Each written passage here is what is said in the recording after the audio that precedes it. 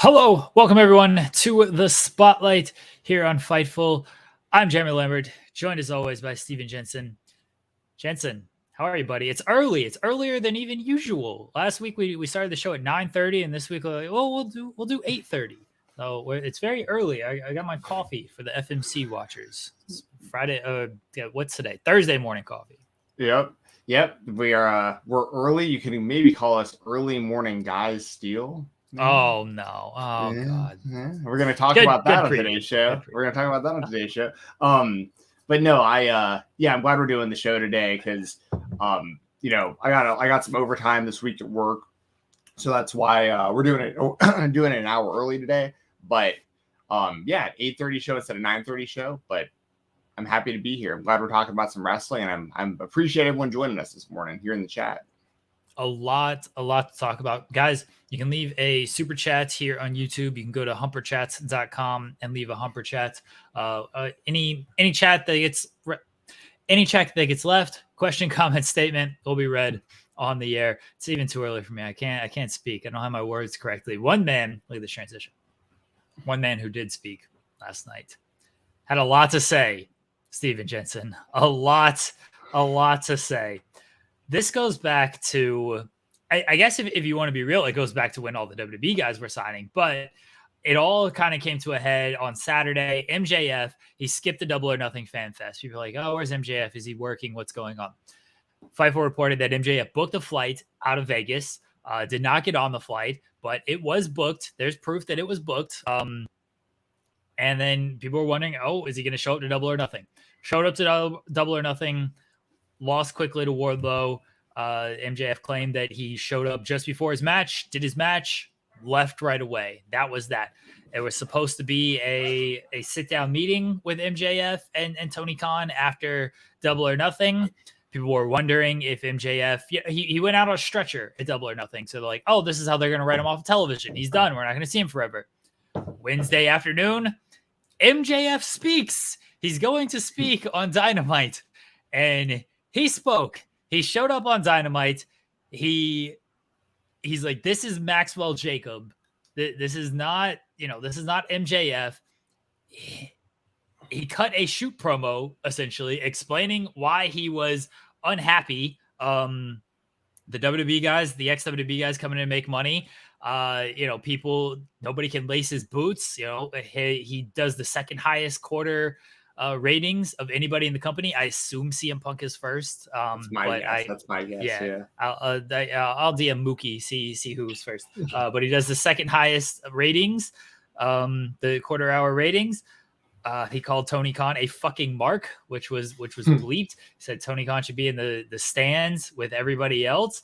He talked about, his wrestling, where it's like, I make you feel something. I'm not just out here chasing 5-star matches. And, I'm not untrained like all of your favorites. I actually get you to invest, segment after segment. I'm expected to carry this company. I got to hit a grand slam, not a home run.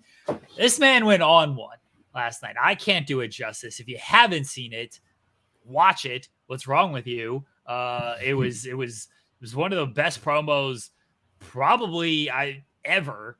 I mean, I don't think there's a probably. I think this is one of the best promos ever. At the end of it, it called Tony Khan a fucking mark, which was bleeped out or censored out. And then he begged Tony Khan to fire him. He left through the crowd. There was the fan footage of CM Punk coming out, but MJF had left through the crowd. AEW has deleted the tweets of the media. I assume I'm gonna check this right now. I assume that segment's not been uploaded on their YouTube, which I understand why, because they're trying to work here. But also you're missing out on a lot of views from this thing if you uploaded it. It's not up there yet. AEW does have this habit of like taking a while to upload things. Like the Undisputed Elite match just got uploaded 36 minutes ago. So they stagger a lot of their uploads. I assume it's not going to get uploaded though. Jensen, where are you at on this whole thing? Work, shoot, what's going on here?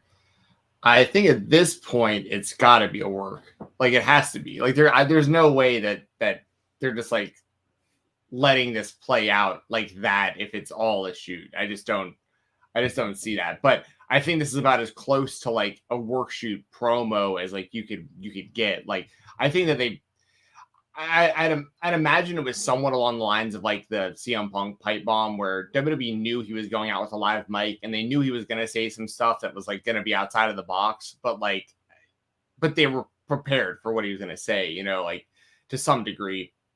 Dude, I love this. Like this is one of the best promos I've heard in my life, dude. Like that was so good, and the crowd.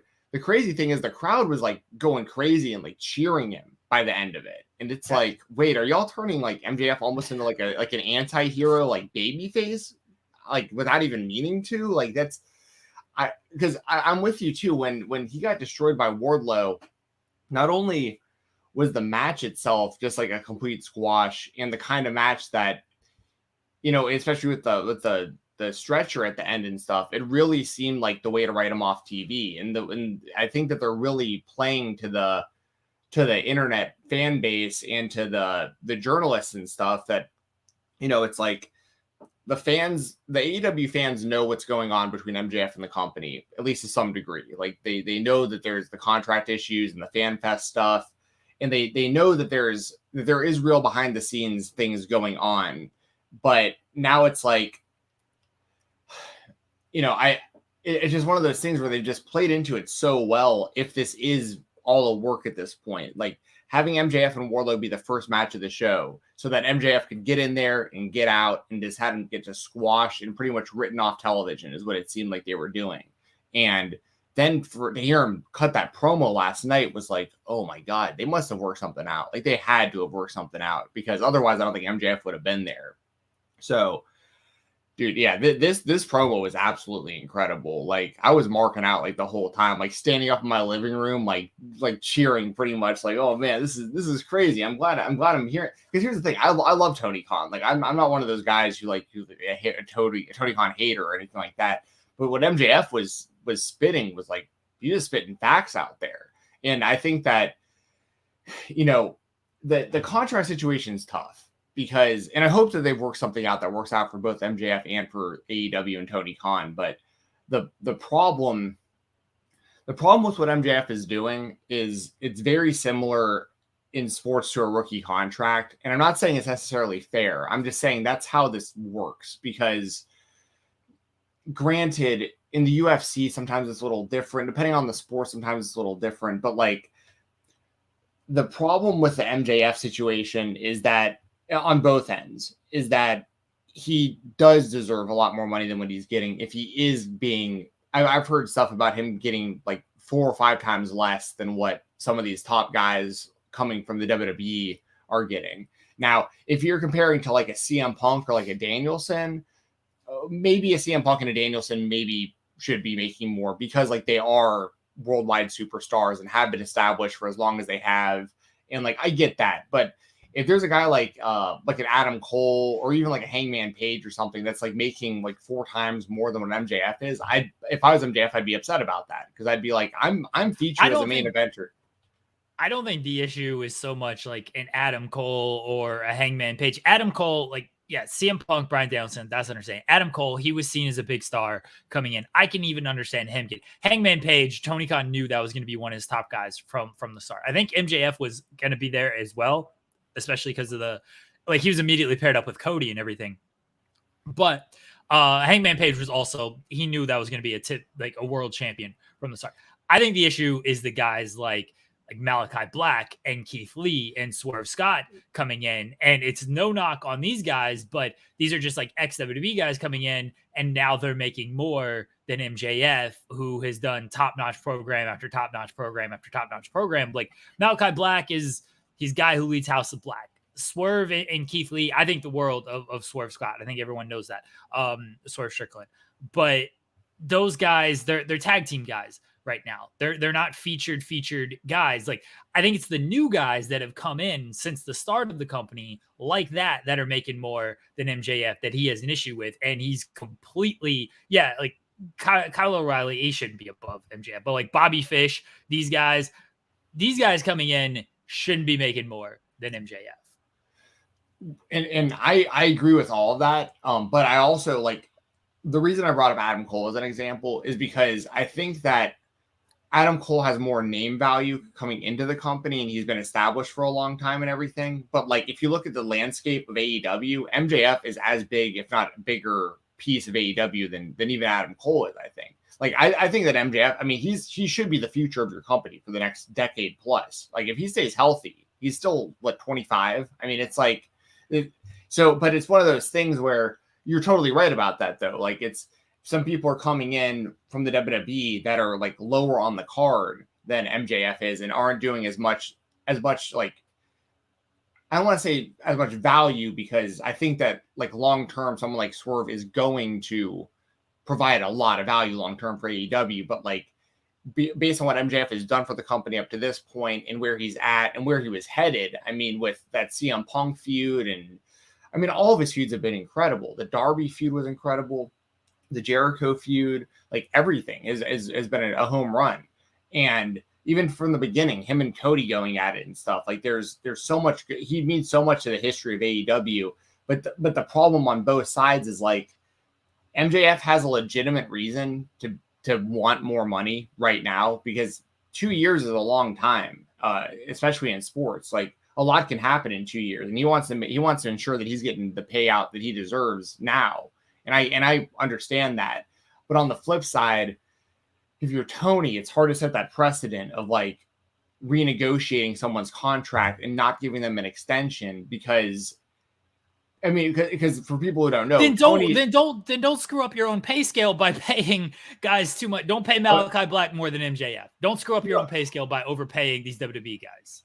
No, I completely agree. I completely agree. But the precedent that what you're risking is other people doing the same thing MJF is. Yeah. That have been there from the start. And then it's going to cause a lot of problems. And that's why in like the NFL, when you're on these rookie contracts, like the Minnesota Vikings, I'll give them as an example. Justin Jefferson's one of the best wide receivers in the league, and he's only been in the league for 2 years. And he's still on his rookie contract.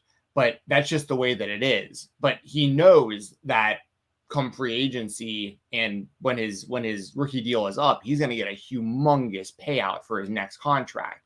And that's kind of the same play I think with MJF is like, but the difference is the extension. And that's what I think all of this boils down to is Tony Khan wants MJF to sign an extension. And if he'll sign an extension, then he's going to give him the big money that he wants, because he's ensuring that he's staying in the company long term. When it comes to, MJF side, if he doesn't want to sign an extension, it sucks that he might not get the pay he deserves. Now, once again, I think him and Tony have worked something out at this point. Otherwise, I don't think we're seeing this playing out on TV right now. But heading into this weekend and Double or Nothing and all this stuff going into this story and what's now become kind of a work shoot is what it seems.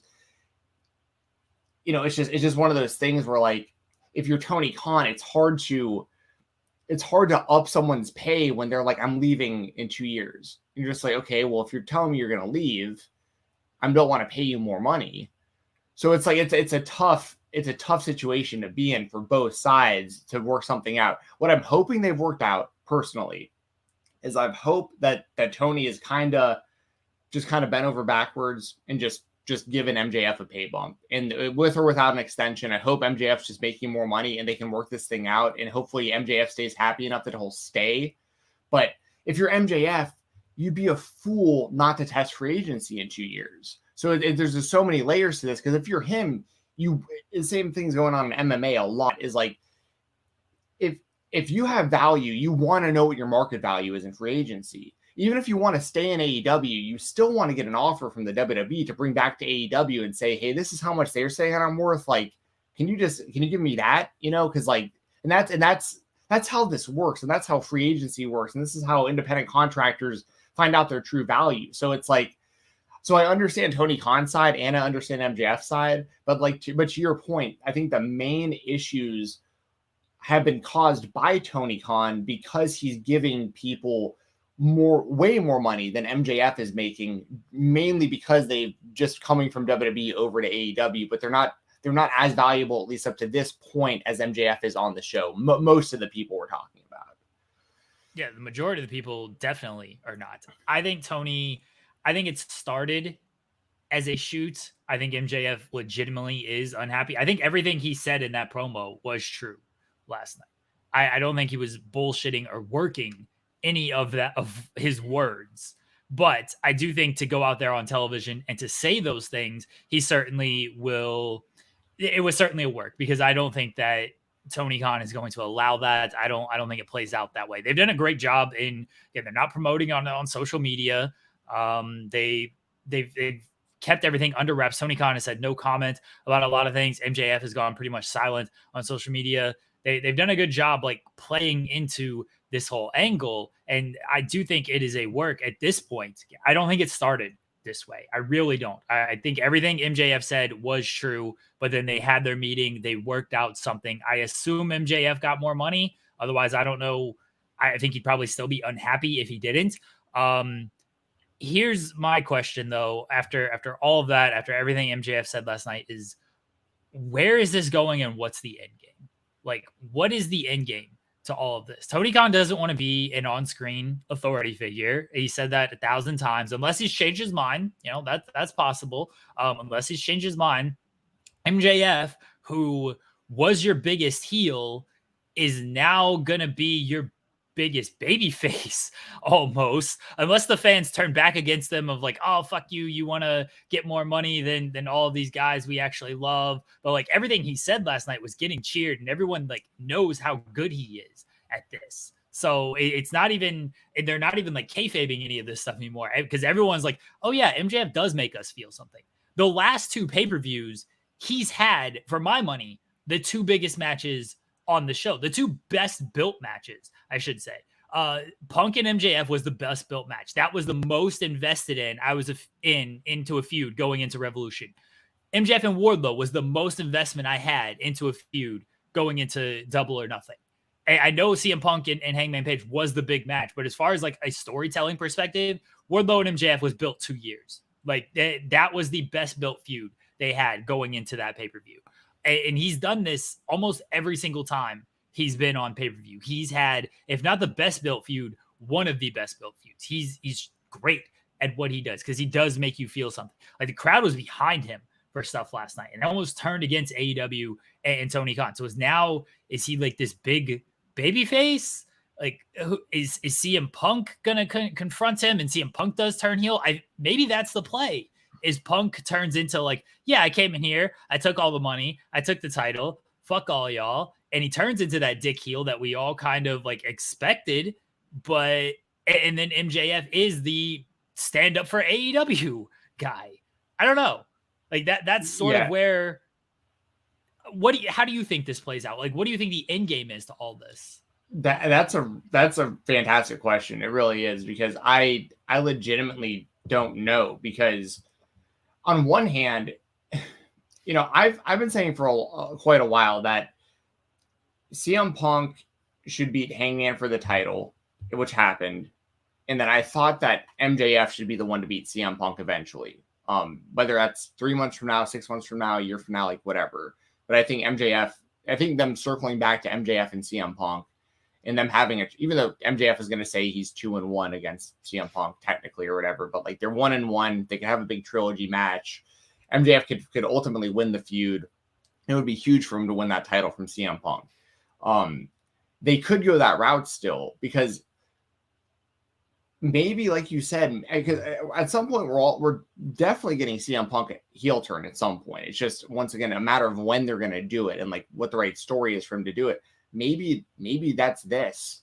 I don't know. Like maybe because the reaction MJF got last night was like the crowd was behind him, and I just don't know what the ultimate end game is. I would love for MJF to beat CM Punk for the title eventually, and I'd like to see it as MJF.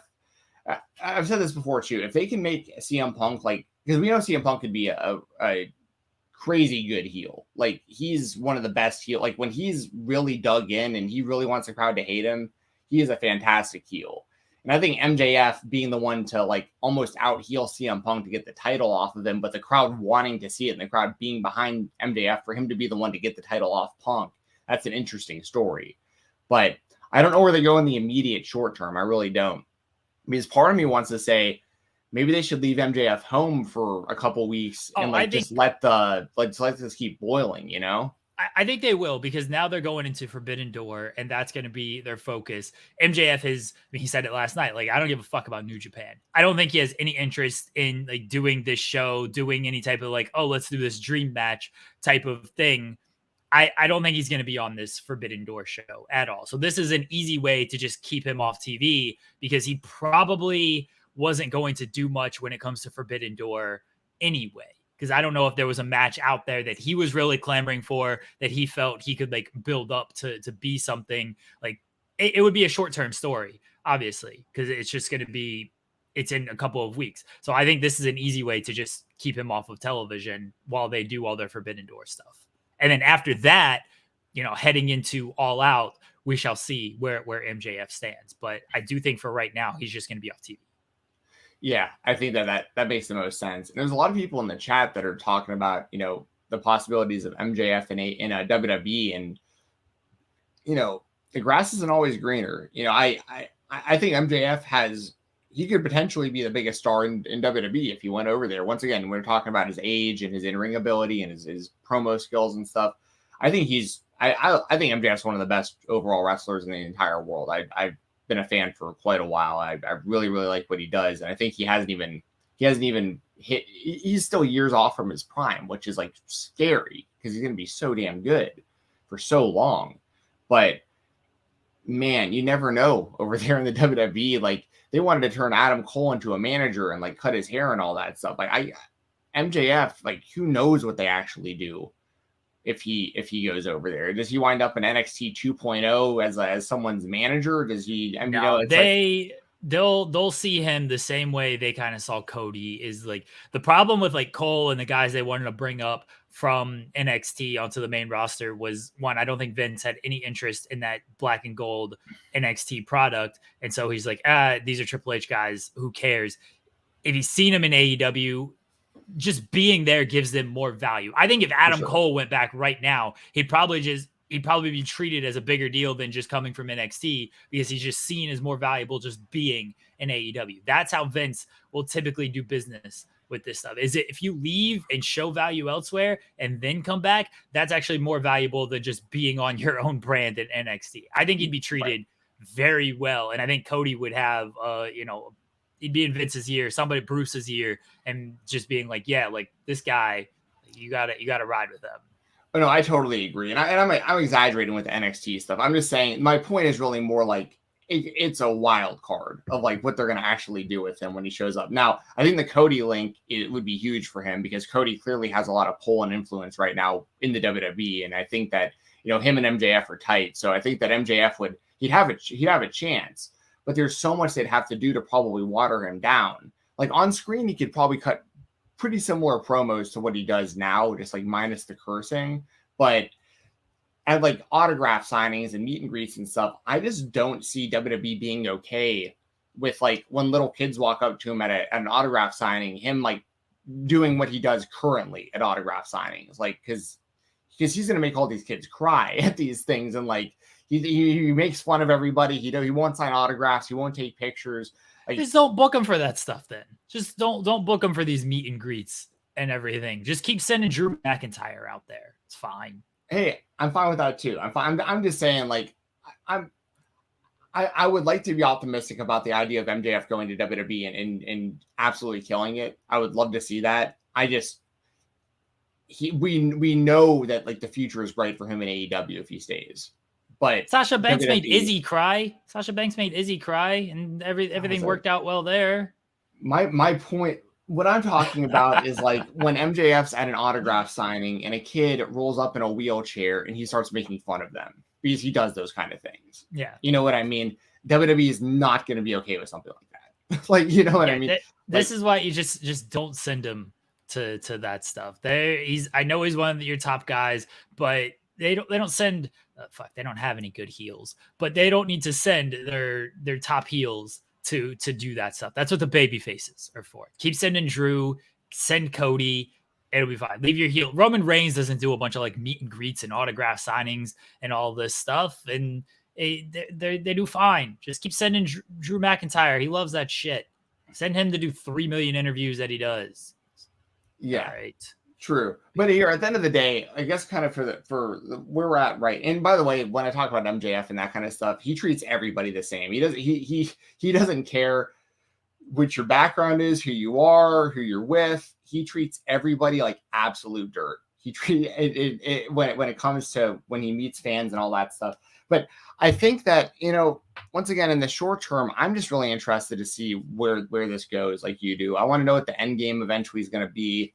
But yeah, I can't say enough good things about that promo yesterday. I absolutely loved it. I thought it was one of the best promos I've ever seen in my life. I don't know if I lost Jeremy. Jeremy, are you still here? All right, guys, I think we lost Jeremy. I'm going to keep talking about this, and the chat is really, really mixed on this. I feel like some of y'all really love the idea of MJF. Here, I'm going to scoot this way, so I'm in my little box. I feel like some of y'all really love the idea of MJF over in WWE, and some of y'all really hate the idea of MJF over in WWE. I'm kind of on the fence about it, if I'm being honest. Like, I think he could be a massive star in WWE. I really do. But once again, it's just the unknown of, like, what if Vince sours on you? MJF's only like 5'11" or whatever, too. He's not a big guy in like Vince's eyes. But in AEW, that just doesn't matter. So it's a tough situation. It's an interesting situation. And with 2 years left on MJF's AEW deal, it makes it even wilder because we got to get through another 2 years before he would be a free agent. So like they got to work this out over the next 2 years. We got Jeremy back. All right, Tony cut my Wi-Fi. Apologies. Wasn't happy with the things I was saying about MJF and him, going to WWE. So Tony Khan just decided to cut my Wi-Fi. It's all good. But yeah, the kind of at the end of the day, to kind of put a bow on this for me at least, I think at this point it's a work. I think it started as a shoot. I think it's now a work. And I think that there had to have been some sort of agreement worked out where I'd imagine MJF is getting paid more money, but I also have no idea if he signed an extension or not. I have no idea. So we'll kind of have to let it play out. But hell, last night got everyone's interest at the very least. So Kai had a couple of super chats, and now I've lost them because I lost the feed. Or MJF giving off big Stone Cold vibes, which is definitely true. I think it was very Stone Cold. I don't think, but they can't like corporatize MJF. Is that a word? Corporatize? I think it's corporatize. I don't think you can corporatize MJF. I'm still not sure that's a word. I don't think you could turn MJF corporate. Okay. I don't think that's going to work. You can't turn like CM Punk corporate. I don't think you don't need to try to recreate the Austin McMahon thing. I don't think Tony Khan is the guy to play Vince McMahon. I don't think he has any interest in it either. So that's one thing. And I don't think Tony Khan is that kind of like on-screen character to where he can pull that off. I could be completely wrong, but Tony Khan just doesn't strike me as a guy who's going to be able to pull off like evil authority figure on screen. And then Kai had another one that I apologize. Yeah, if JJ, you could send it, or Kai, just repost it. Obviously I don't have to send money again, but just repost what it was.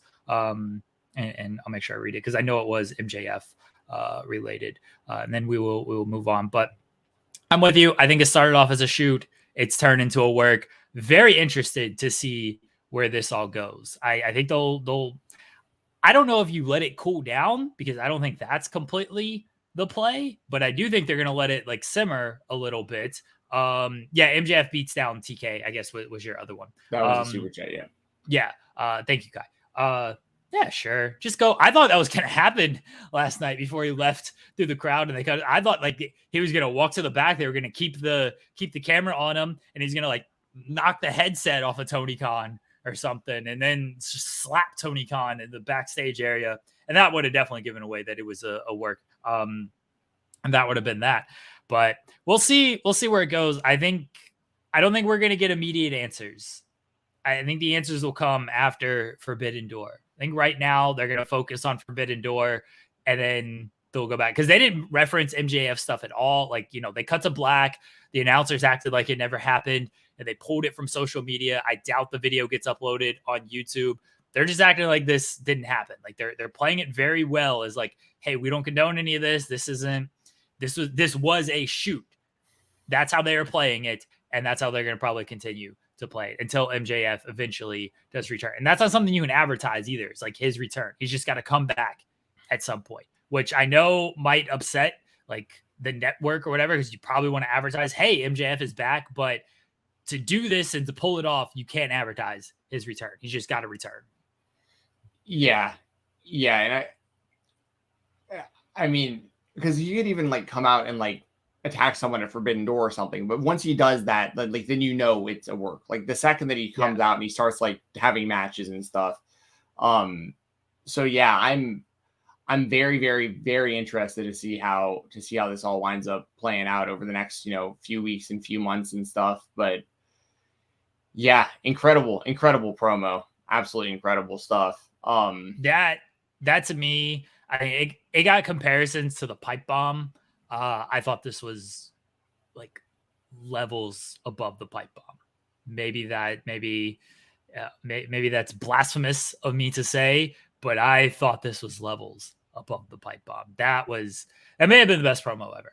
Honestly, it may have been the best promo ever, because it was like the passion, the conviction, just he hit all the right notes. The way he was interacting with the crowd and responding to the crowd when they would boo or they would cheer, like he was taking them on a ride. And MJF has had a lot of strong AEW promos. I mean, if you look at like the top 5, top 10 AEW promos of all time, MJF's name is on that list multiple times. And this one is going to stand above all of them.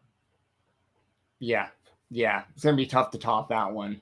But yeah, really good stuff. I can't say enough. I mean, well, this will kind of tie in because we're going to talk about CM Punk also winning the title here.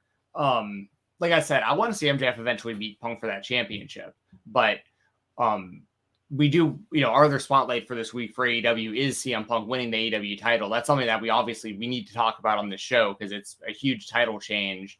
And how do you feel about that, Jeremy? Because I feel like the time was right. I feel like a lot of people were expecting Punk to win. And I feel like AEW kind of just like delivered on giving the people what they wanted. And it's just a really unique situation to be able to like the right time, the right place with like Forbidden Door coming up and all this stuff in Chicago. And it just felt like the right move to put the belt on CM Punk. But at the same time, I wouldn't have been upset if Hangman would have retained because he's been a hell of a champion. And the crowd was pretty split. Like, and I've been saying this for a while when it comes to Hangman.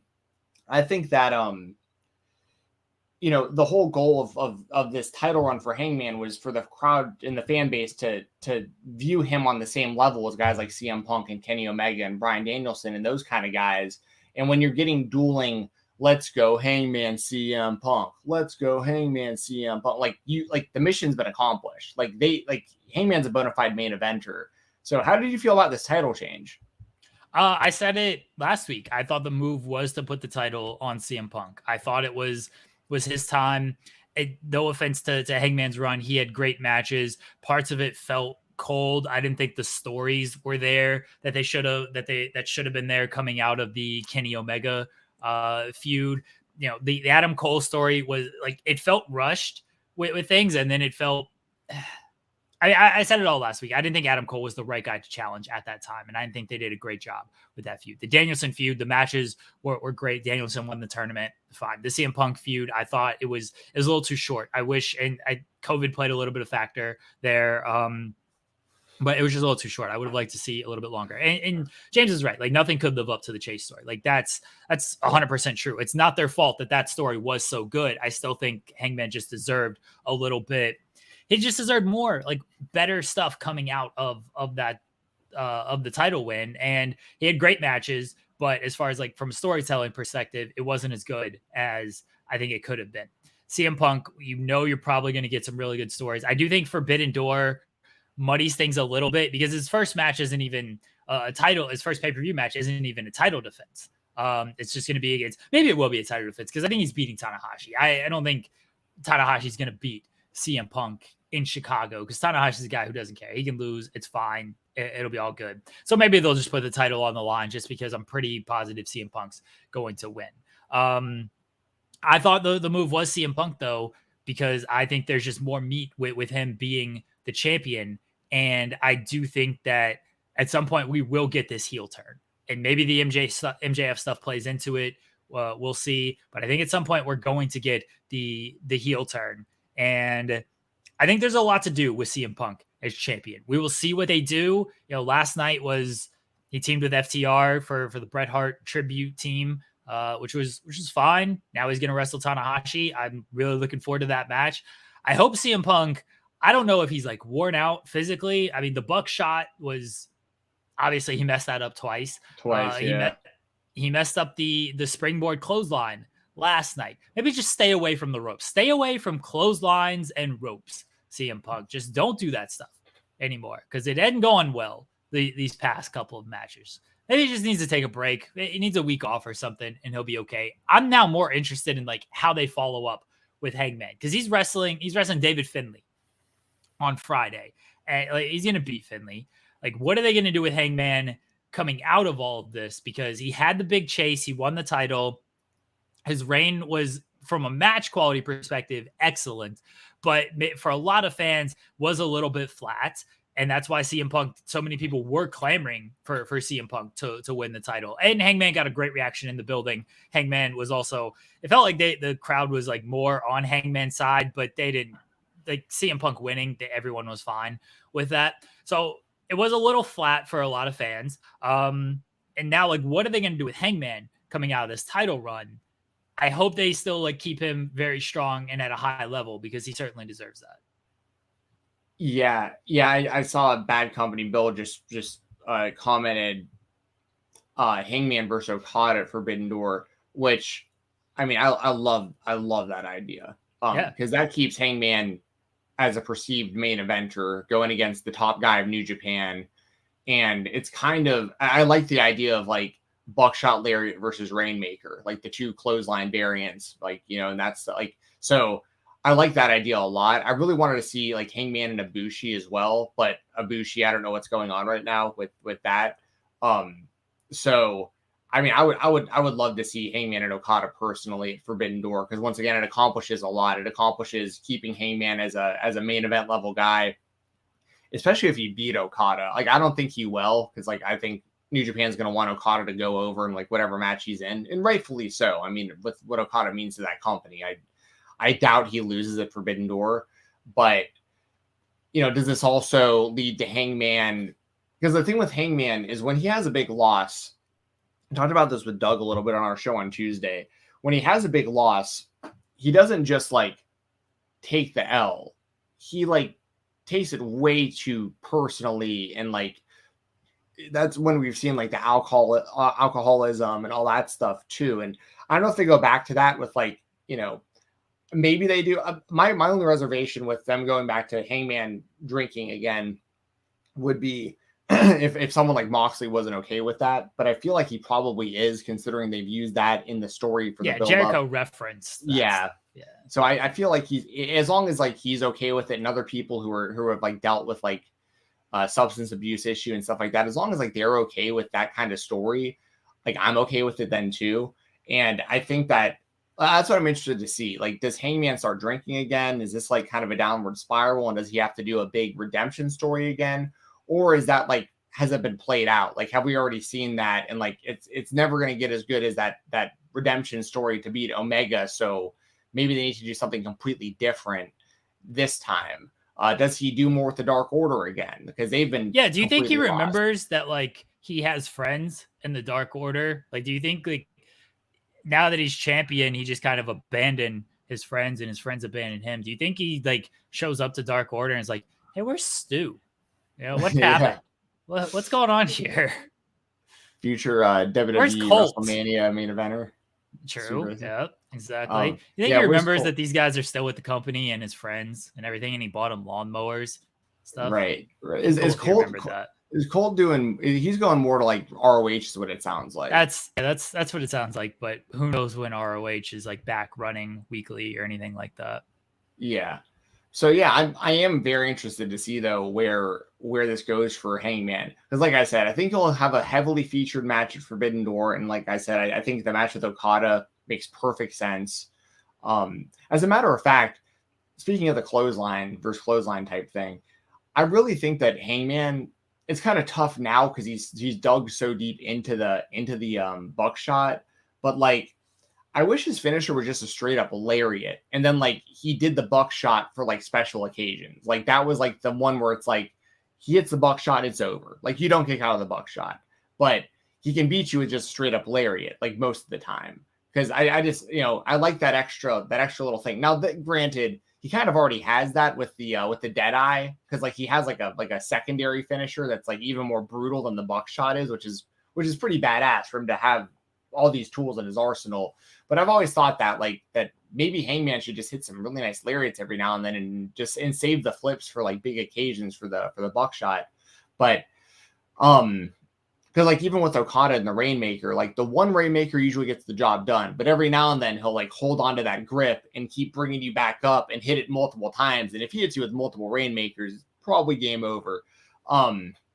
And then does he still do the Cobra Clutch at all? For a while, he was like, the fucking money clip.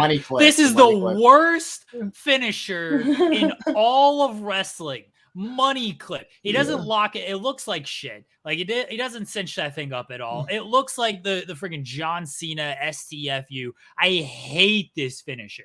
Absolutely hate the money clip. We did New Japan. We did a Wrestle Kingdom watch along. I swear he did this money clip for about 30 minutes in all of his matches. I hate this. He needs to knock it off. Knock off the money clip, Okada. It sucks. Love Okada. One of the greatest of all time. The money clip, awful. Yeah, I'll agree with that. That's the reason I was asking, because I can't remember. I'm a little bit behind on. I watch New Japan so sporadically at the moment that like I forget some of this stuff, and I can't remember if he was still using that, because I remember a while back he was really trying to get that over like as his new move, and I wasn't a huge fan of that move either. Because it looks like shit. but yeah, I mean, here's the thing. At the end of the day, I think that Hangman versus CM Punk was a really good match. They told a really good story. CM Punk almost lost the crowd when he messed up the buckshot both times, and you've already kind of alluded to that. I mean, it was just is what it is. But he recovered pretty well. Like the second one, he still wound up hitting the clothesline and everything. They gave the crowd what they wanted. The crowd, I think the crowd loves Hangman. Like he got a great reaction, but it was just the right place, the right time. It's just CM Punk needed to win that match for a lot of reasons, I think. And I think that they pulled it off really, really well. Good for them, and I'm interested to see where it goes forward. Do we think Hangman like turns heel and like snaps because he was gonna hit Punk with the belt, and he's like, no, not gonna do it, because he wanted to save AEW from CM Punk. That was his goal, and he didn't hit him with the belt. Do we think like he eventually snaps, or do they do like we think a CM Punk heel turn is coming? So when CM Punk turns, does Hangman be like, I should have hit him with the belt, I should have saved this company? Like how do we think him not hitting CM Punk with the belt plays into all of that? Because obviously that was done for a reason. Yeah. That's a really good question, because I think that they definitely could turn Hangman heel, but they don't necessarily want to see that have to. Yeah.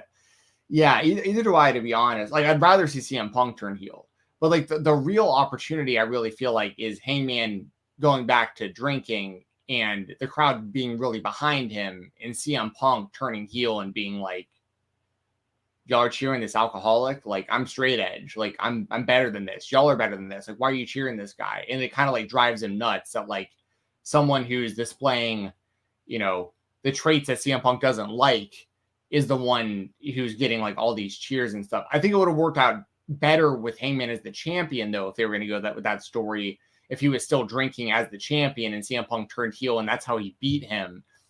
But I also think it's possible they go back to Hangman and CM Punk at some point. Like I really do. I could see them having another match for the title at some point also. And AEW hasn't had any repeat world champions either. I mean, it's for all we know, Hangman's the one to beat Punk for the title again. Like I don't know. I'd like to see someone new get that rub, but I don't know. They just got to be careful to a degree because you've done so much work in getting Hangman to this level. You just don't want him to drop off. So like you got to keep him at a certain level.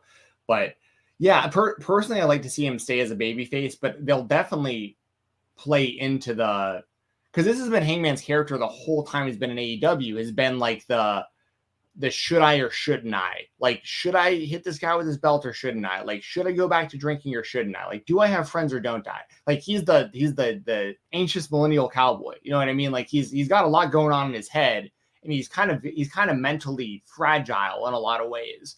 And like I said, that's why I'm wondering, like, does he go back to the drinking now that he's lost the title? Like, does he take this loss really, really hard?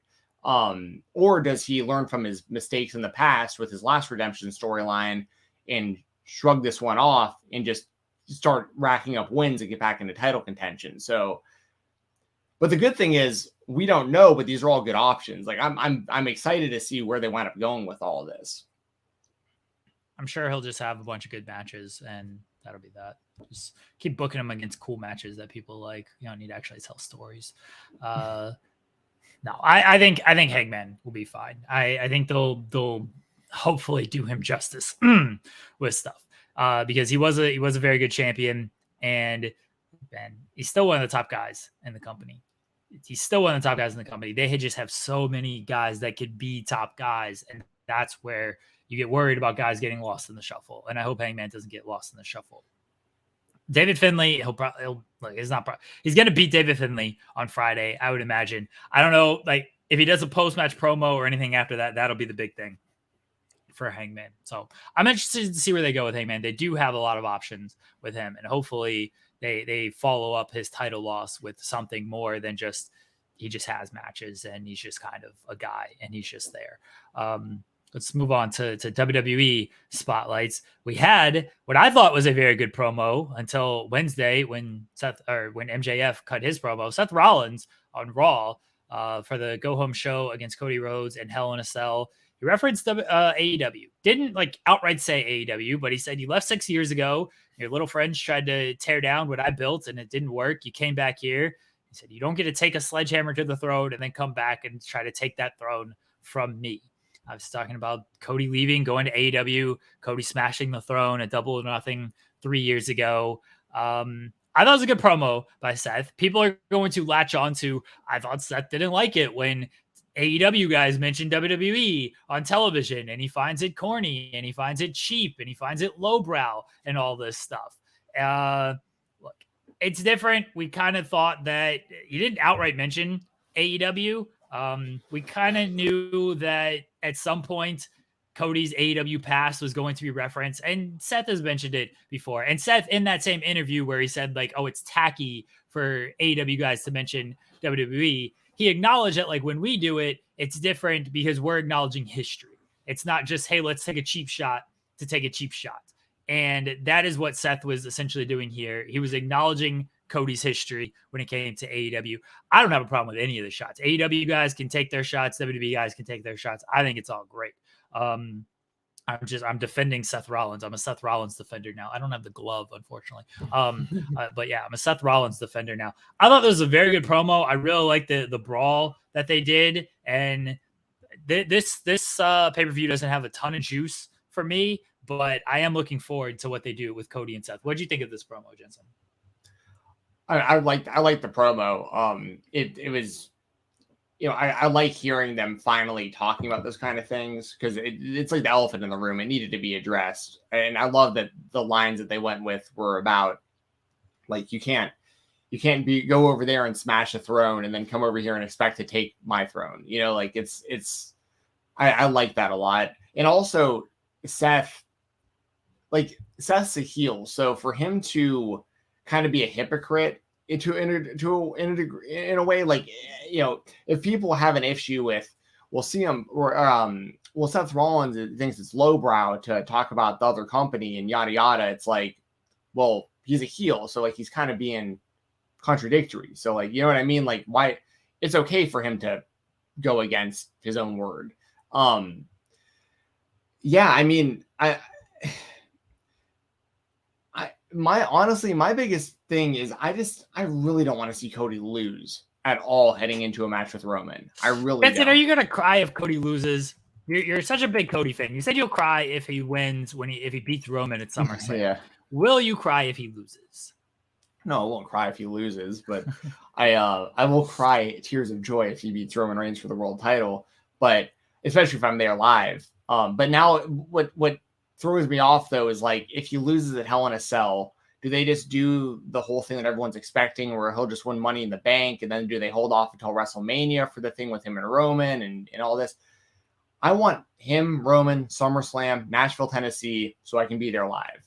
But yeah, I don't know. I'll be picking Cody in my Wrestle Rumble predictions, guy. I feel like most people are going to take Seth. But it's I love the promos, but it's also like this is the third match in a row on pay-per-view that we've had Cody versus Seth, and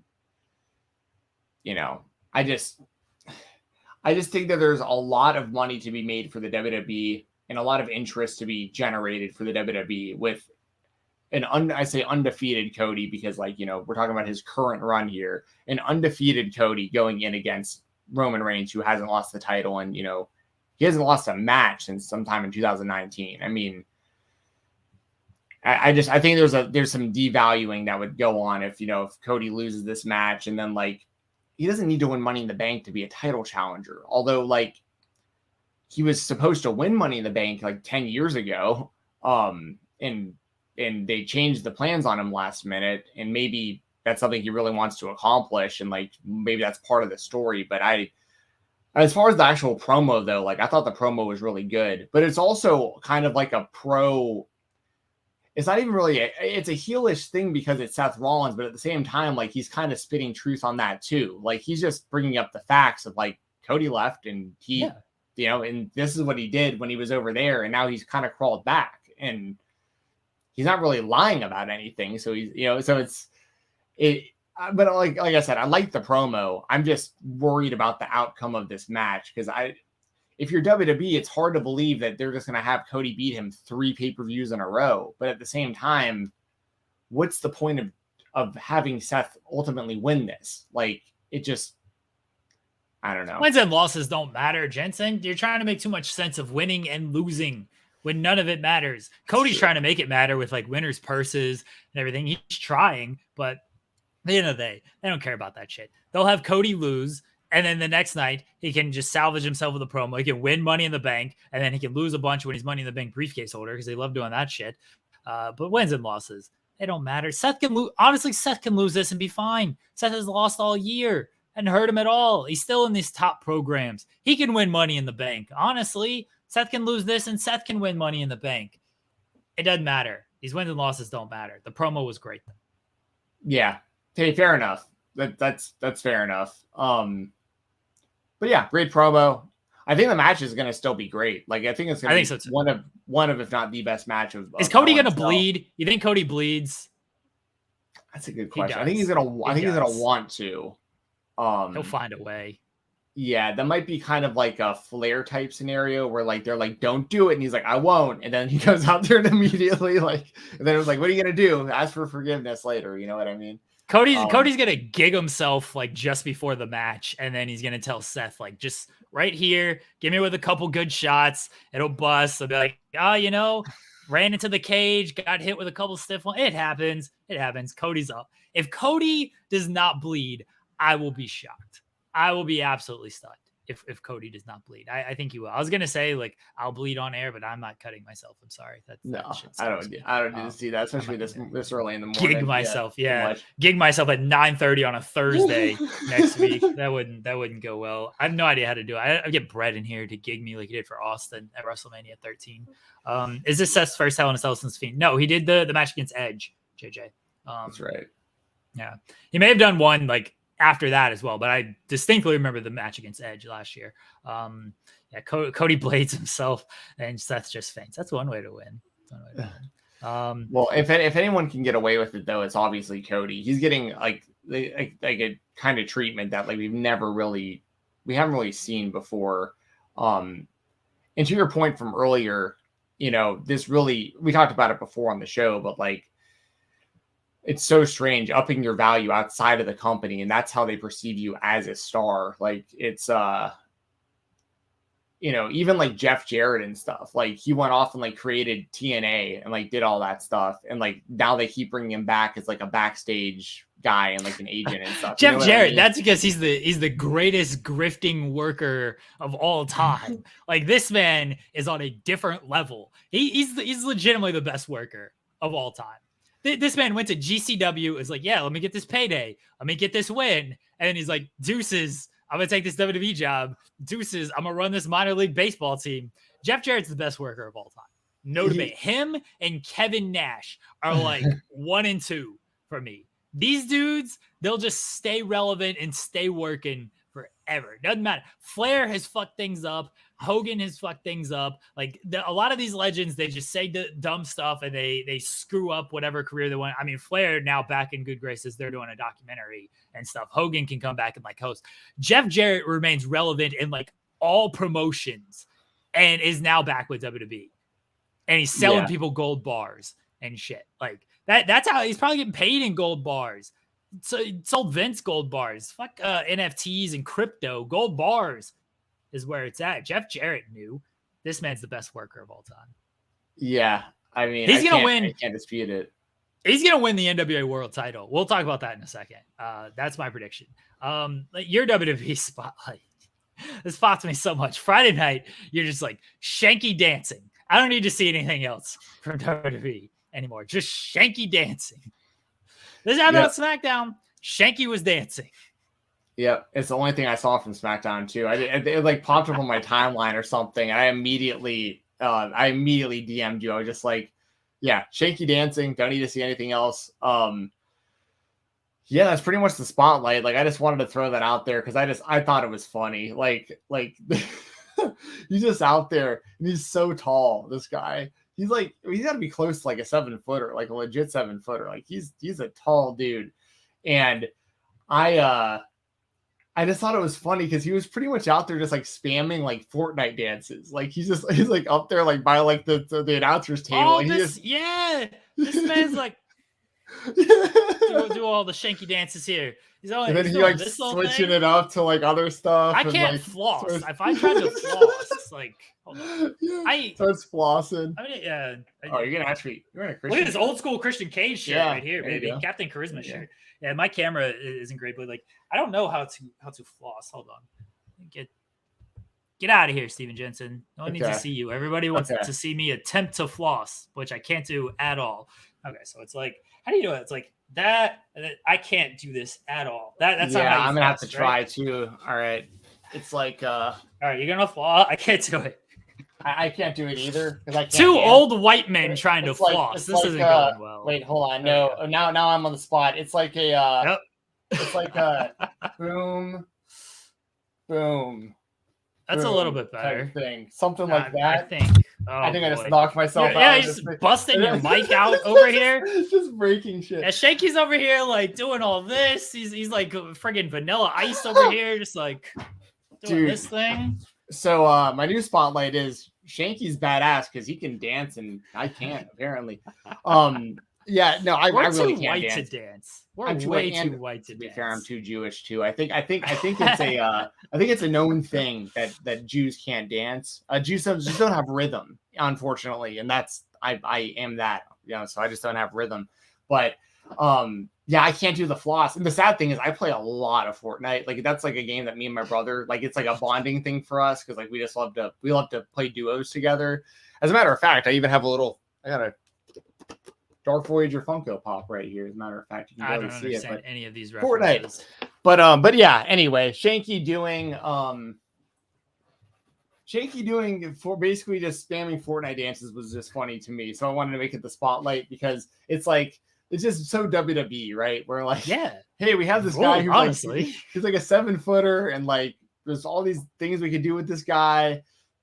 And we can make him like this monster heel, or we can do this or that, and like it's gonna be real believable because he's so huge. And they're like, you know what? Let's just make him dance and just see where it goes, just see what happens.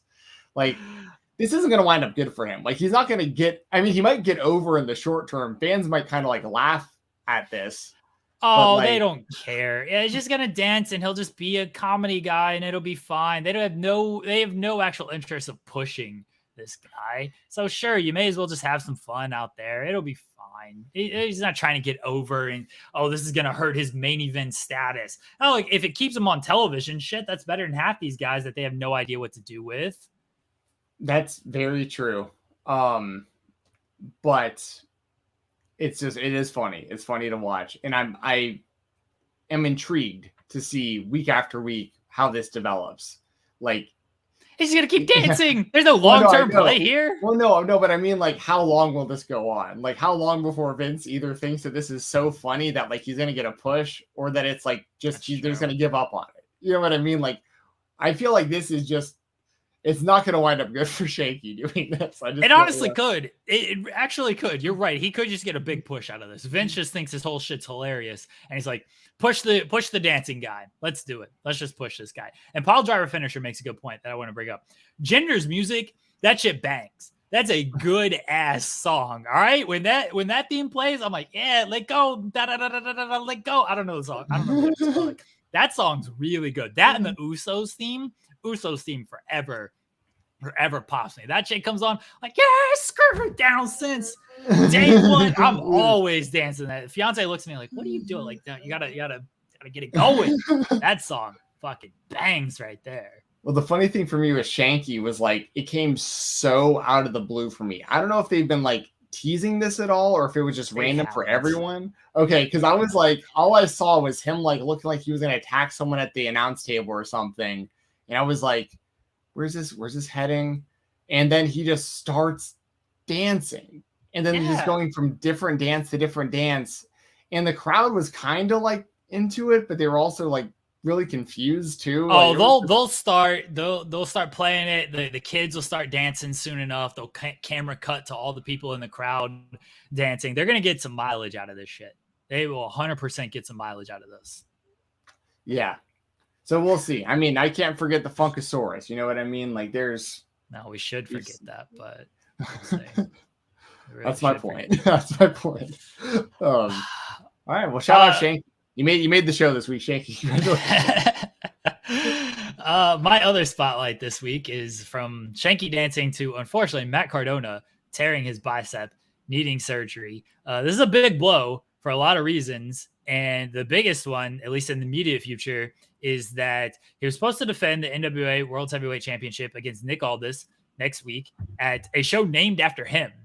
The show is called Always Ready. It is named after him.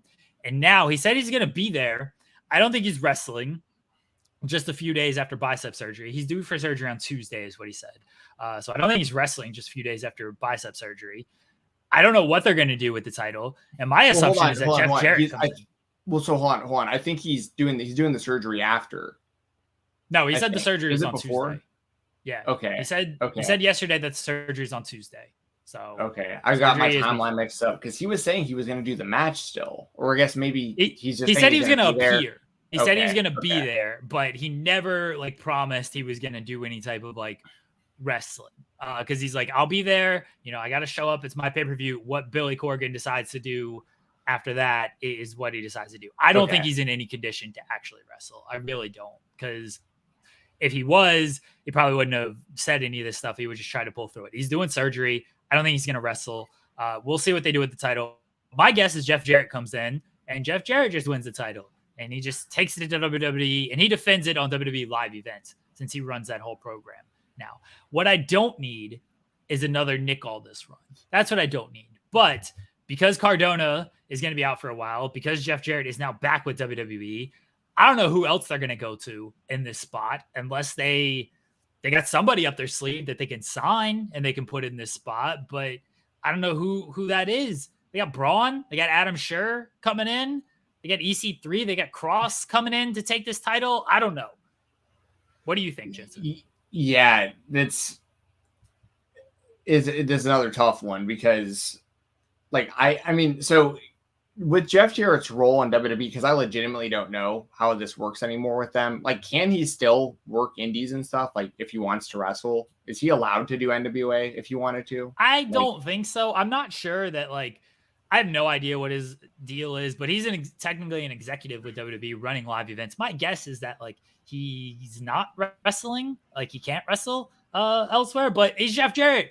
He's probably got it written into his contract that he can still wrestle. I'm just going to assume because he's Jeff Jarrett, he can wrestle wherever he wants. I'm going to assume he can wrestle wherever he wants. He's got that in his contract. Because the Jeff Jarrett thing with Effie, that's such a shame too, because they were still playing that story out, and if he doesn't do GCW again, it's just I don't think he's going to. Well, no, I don't think he's going to. I'm just saying he worked the shit out of Brett Lauderdale on that one. He swindled them massively, and I feel bad for Effie because Effie should have 1,000,000,000% won that match. But yeah, because that's the thing is I don't think anyone's really clamoring for an Aldis title run again, especially because he had the belt for so long. He had the 2 title runs technically when Cody beat him for a short time, but he had the belt for so long. And there just isn't that many good options in the NWA that they haven't ruined. So for instance, I think the Pope probably would have been the best option a while back.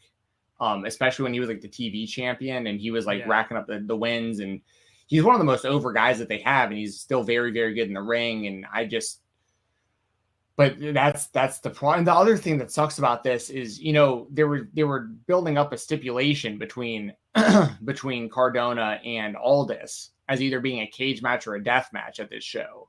And obviously that can't happen if Cardona is not going to be in the match. So do they just do Aldis versus someone else for the title, because Cardona is going to have to vacate most likely, and I just don't know who that's going to be. I could see I honestly, the WWE stuff aside, if Jeff Jarrett is able to be a part of this show, I could see Jeff Jarrett legitimately winning the title. I could see, I don't think it'll happen on this show, but we talked about it before. I think there's a chance Ric Flair wins that title if he's going to be wrestling again. I think it's possible. I had a dream. This speaks volumes about my dreams. I had a dream that Sting was announced as Flair's last opponent. Mm-hmm. I don't know if that's a scoop. I don't know if that's a spoiler, but if they announce Sting as the last opponent, just remember that my dreams predicted that first. Okay. That's fair. I think Flair's just doing the last match and he's done. But I guess, he could do this match against Aldis at Always Ready and then still do his last match in July and just win the title. Who knows with Ric Flair? Have they announced Flair's opponent yet for the Fairgrounds? No, they haven't. Maybe it's Aldis. Maybe Aldis wins the World Championship at Always Ready, and it's Aldis versus Ric Flair. It could be. It legitimately could be Nick Aldis, honestly. I hope they don't put this title back on Aldis. But I don't know if it's not Aldis. I don't know who it's going to be. I know JJ said Tyrus. I could see him facing Tyrus, honestly. I could see Tyrus coming out and being well, Cardona's out, I'm in. But then Aldis is beating Tyrus. If they put this title on Tyrus, Billy Corgan better have a lot of the Smashing Pumpkins money saved up. He better be touring every single day. Better be playing little dive holes every single day to build this money back up, because NWA ain't lasting much longer if they put this belt on Tyrus. Yeah, I think that. I know you did. Yeah, I don't. But here's the thing: is as much as we could joke about that, they have legitimately put that TV title on him, and they have he hasn't lost in a long time. They actually have been pushing Tyrus big time in NWA. So you really never know. They might actually go with him. But yeah, we should probably move on because I got about 10 minutes or so left. But I'll say this: I hope Cardona a speedy recovery. I'm a huge Cardona fan. You'll hear a little bit more about him when we're talking to Josh Bishop in our interview at the end of the show. Because we actually wound up breaking the news to Josh about Cardona's injury, and Josh has a big story built with him that was supposed to play out and kind of pay off in a couple months. So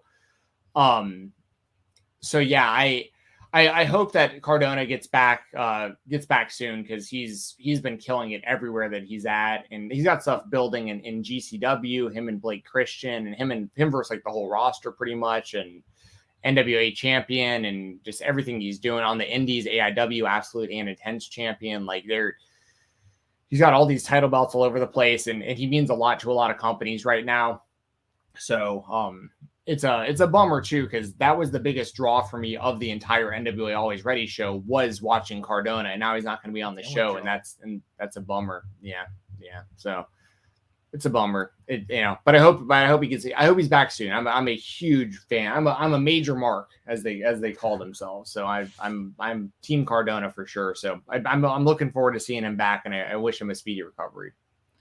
The other spotlight is the Queen of the Mountain match coming up at Slammiversary. I know this was announced a couple weeks ago, but we didn't really talk about it, and we didn't touch on Mia Yim being back in Impact either. So it's Tasha Steele, Deonna Purrazzo, Chelsea Green, Mia Yim, and Jordynne Grace in this Queen of the Mountain match for the Knockouts Championship.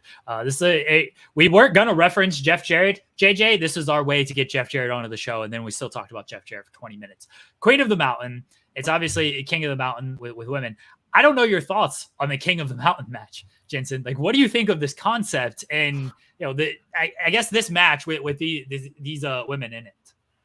So I think that the King or Queen of the Mountain concept is very convoluted and very confusing to people who have never seen it, especially without getting into all the rules. I mean, because this is the match. If they still do it this way, it's like you gotta like pin or submit somebody to qualify to be able to carry the belt up the ladder. You get put in a penalty box if you get defeated.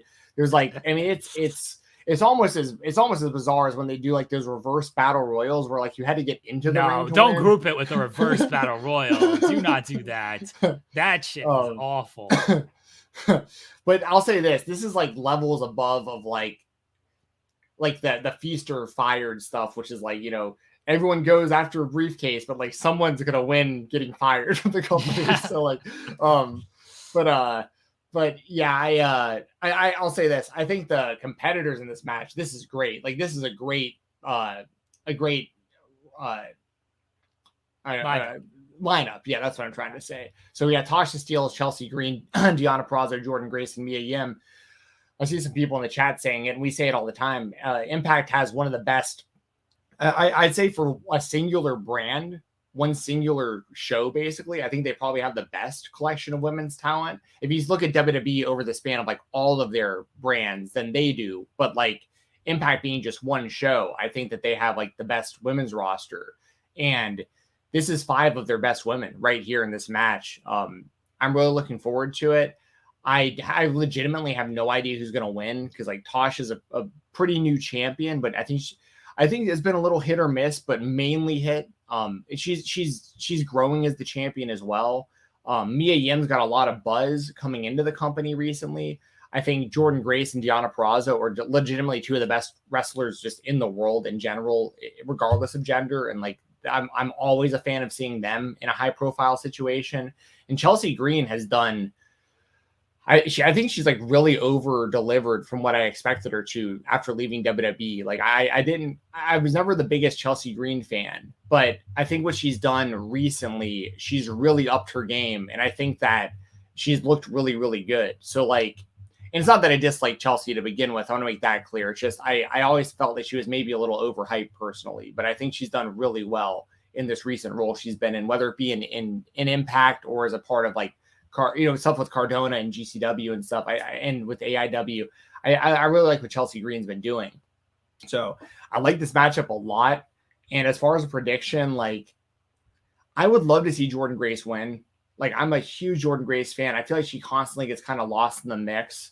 So like I'd like to see her win personally, but literally any of these women winning, I could see a reasoning for all of them. And I think it's going to be a great match.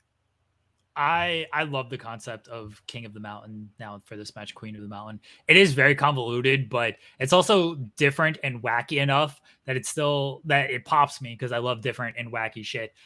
So it pops me just like how different and wacky it is, but it also works. Like it's had some staying power. Reverse Battle Royal, that had no staying power. That got out immediately. But this has had some staying power with how it works. I really like the King of the Mountain concept. Bless Jeff Jarrett.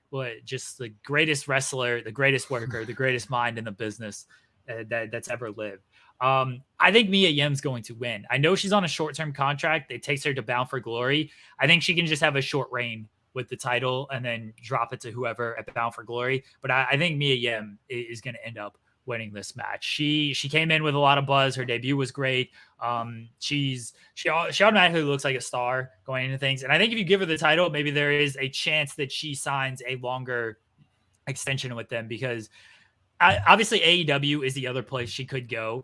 AEW's women's division, now that they've added Athena, Will Washington is pretty set that they're going to add one more. And of course, they previously added Toni Storm this year.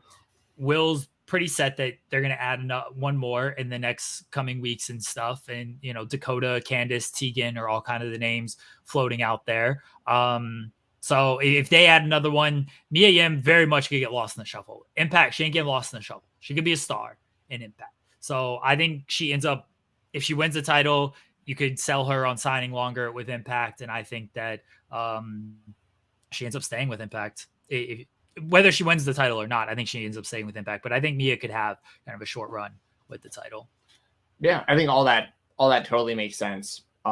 I just hope it's a good match, and I expect it to be. There's a lot of great talent in there. And also, just really quick, Jeff Jarrett, we keep talking about how great of a guy Jeff Jarrett is and how great of a worker he is. I will say this, like, in all honesty, because I lived in Nashville as long as I did, and I actually had seen him in person a couple times, just like out and about, and he legitimately is like a really, really nice guy, like, at least to the fans. Like, I walked up to him and I was just like, I'm a big wrestling fan, and it's like really cool to meet you. And we sat there and talked about like minor league baseball and like other wrestling and stuff for like 5-10 minutes, like just standing there. And he was like, God, JJ's cool. Going crazy right now. You telling this Jeff Jarrett story, but like literally, he was like, I couldn't believe that he was just so personable. Like he was legitimately interested in talking to another wrestling fan just about. Did he try to sell you gold bars? He was trying to sell you something. He didn't try to sell me anything, dude. I was literally, because I was talking to him. It was actually at a Nashville Sounds game, a minor league baseball game, and I was like,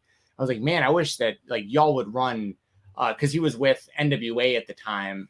I was like, man, or sorry, he was also doing like Global Force. And I remember being like, man, I really wish you would run this stadium. And he's like, yeah, it's tough for like this reason or that reason. But he's like, I love this stadium. I love this town, blah, blah, blah. And then I started talking about his wrestling career a little bit and just like how I'm a big fan and like really love that he founded TNA and all this stuff. And he was a really, really, really nice guy.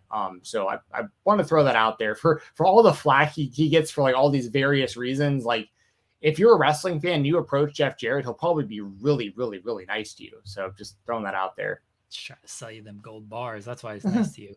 Indie Spotlight this coming week on Uncharted Territory, June 6th.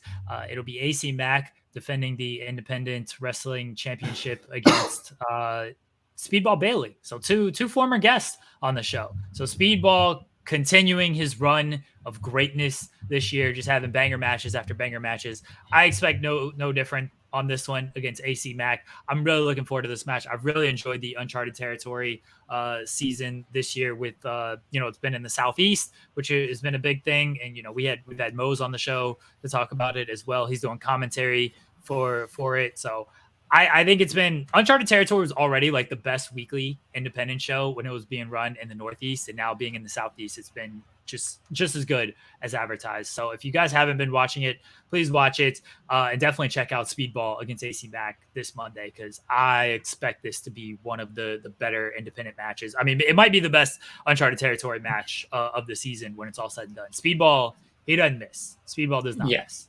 Which is saying a lot too, because they've had some bangers already. I think they're 4 episodes in now on Uncharted Territory. Yeah, for this season, and every show has totally delivered, in my opinion. Yeah, I mean, definitely check this show out. Use code Fight Talk if you want to help me out over there at IWTV. And yeah, I mean, I can't wait to see this match and to kind of talk about it more after it happens, because Speedball, in my opinion, is legitimately one of the best all-around workers in the world right now. Like in any company, anywhere in the world, I think he's making a real case for Wrestler of the Year right now. And yeah, I think he'd get it if, unfortunately, he wasn't just working a bunch of like independent shows and stuff. If you give him just one big platform, he'd probably get it. But people are gonna, I mean, Danielson's gonna be up there, and you know, the guys who work the television and everything are probably gonna be more likely to get in Speedball. But like from consistency, from body of work, just the catalog, it's gonna be tough to deny Speedball at the end of the year. Yeah, well, at least he does have the Impact platform. I know it isn't quite like the WWE or the AEW platform, but he does have some level of like the TV exposure with Impact, which is good. But yeah, I mean, I think this is going to be an absolute banger. And AC Mack has been a great IWTV champion. He's great as a heel or as a babyface, and in character wise, and he's great in the ring too. He doesn't show it as much when he's a heel because he's usually kind of getting his ass kicked, but then like he'll find a way to win. But when he needs to go in the ring, he can really go in the ring. So I think this match is going to be fantastic, and I'm assuming AC Mack will retain the title. But I think it's going to be an absolute banger, and it's cool that Speedball is going to be there in like Chattanooga, Tennessee, and the TW Arena. Like those fans are going to love him there. So yeah, I'm looking forward to that. Shout out to IWTV. Shout out to Southeast First. Shout out to our boy Jumpin' Johnny Mosley and our other boy Dylan Hales over there locking down the commentary. And I can't say enough good things. I'm very much looking forward to AC Mack versus Speedball Bailey. Jensen, your indie spotlight is this guy. Yes. Early morning guy Steele. Let's go. And unfortunately, I have to bounce. I got like 2 minutes before I got to run out of here. But yeah, so early morning guy Steele is the biggest mystery in all of wrestling. Are you going to leave him up there? Yeah. Okay. He's the biggest mystery in all of wrestling. There has been a lot of chatter about who is this guy. He's wearing a mask that looks like a human face, but like it's a mask. His gimmick is basically that of a guy who like botches, but then will hit something spectacular. So like he'll like climb the ropes and like rack himself because he's off balance, but then he'll hit like some crazy like 450 or something off the top rope. They've been throwing people off the scent for a while here. They were teasing that one of the referees, Jesse, was him, who wears like the big glasses. And I had to go back and look at the clusterfuck to do some investigating. And I noticed that Jesse, that referee, was right there in the same frame as Early Morning Guy Steele. So it isn't him. So the question is, who is this guy? My guess as of right now, I think this is John Morrison potentially. I know this sounds crazy, but the moves that he's been doing lately, his finisher, he won the scramble this past GCW show. His finisher was pretty much a Starship Pain or something not a Starship Pain, a Moonlight Drive. It was very similar, kind of like that twisting neck breaker. And I was like, that's kind of like a Morrison move. And he also did that barrel roll 450 that Morrison does. And he's been using more on the indies. It's like a sideways 450 off the top. And Early Morning Guy Steele basically did that move too. And also he was in the scramble match, and on the same show, Morrison wrestled the match later that night also. So like Morrison was in the building. So like my investigative work, I think this might be John Morrison. And on top of that, Dad, who we will hopefully be talking to soon right on this show, who some of y'all might know from like YouTube and the Creator Clash, he's friends with John Morrison, and he's been appearing on shows with him.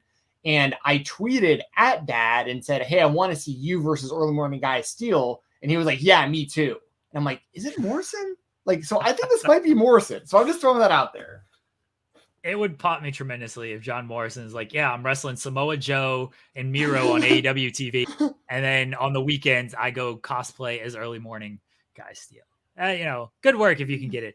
I know you got to go, Jensen. I'll let you do your plugs, and then I'll talk a little bit about Early Morning Guy Steele. Yeah, go for it. Because once again, obviously he's wearing a lot of padding and stuff under there. Like it's hard to tell who this is under this suit.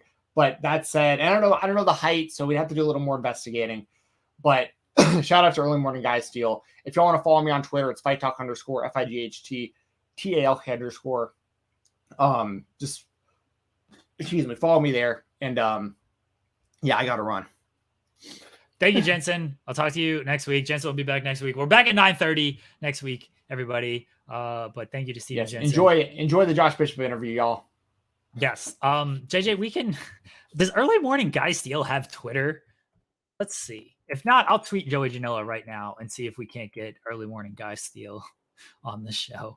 Why is Twitter acting? Is Twitter acting up for anybody else? It's been giving me some issues for the last couple days.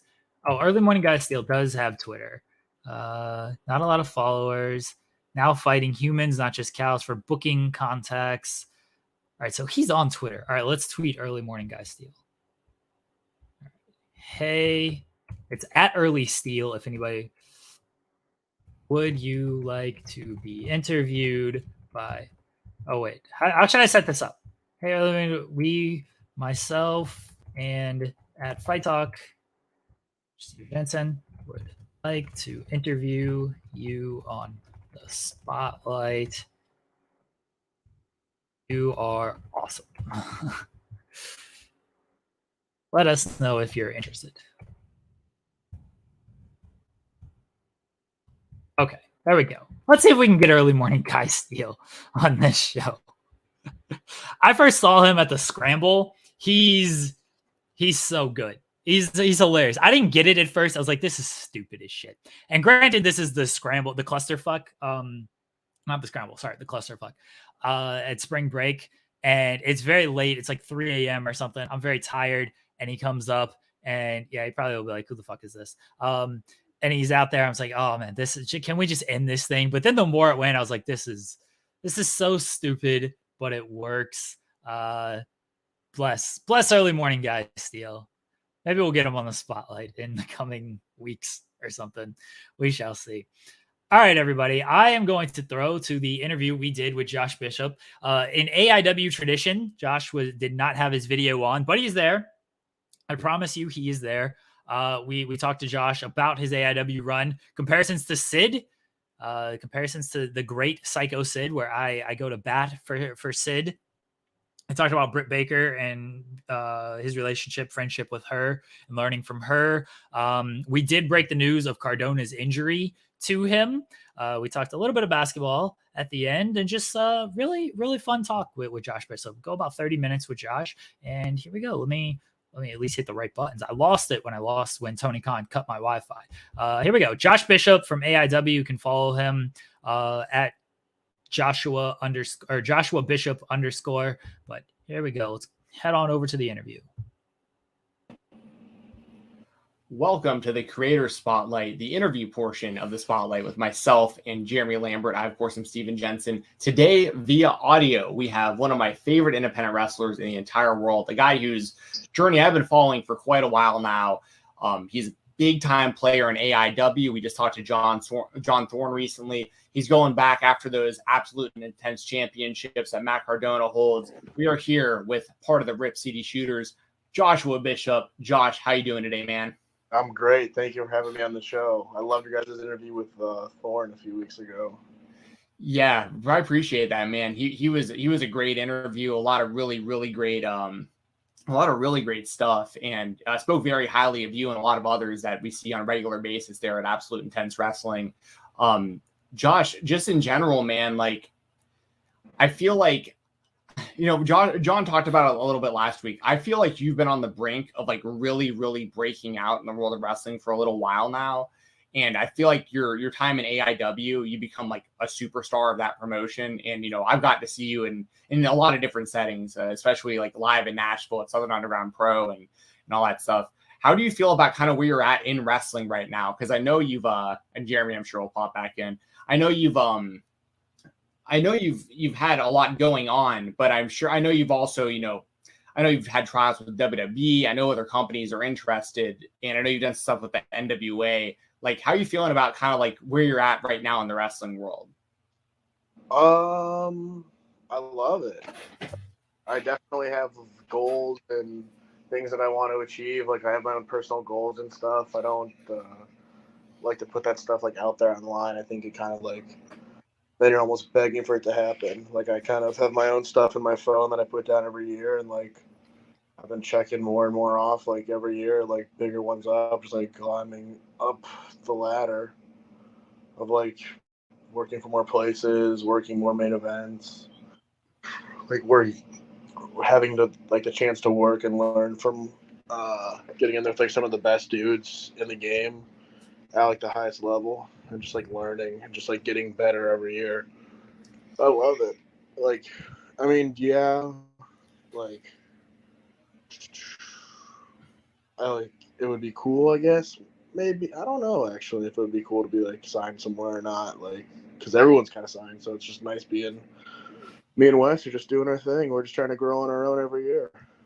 Well, and speaking of Wes, that's someone else that I like to shout out a lot too, because I think that the two of y'all are great as a tag team. And I think y'all are great as like the dynamic of like him being like a manager for your matches as well. And he can really go in the ring too. I think there's a lot of possibility, but with the two of y'all separately and individually in like a whole lot of different ways.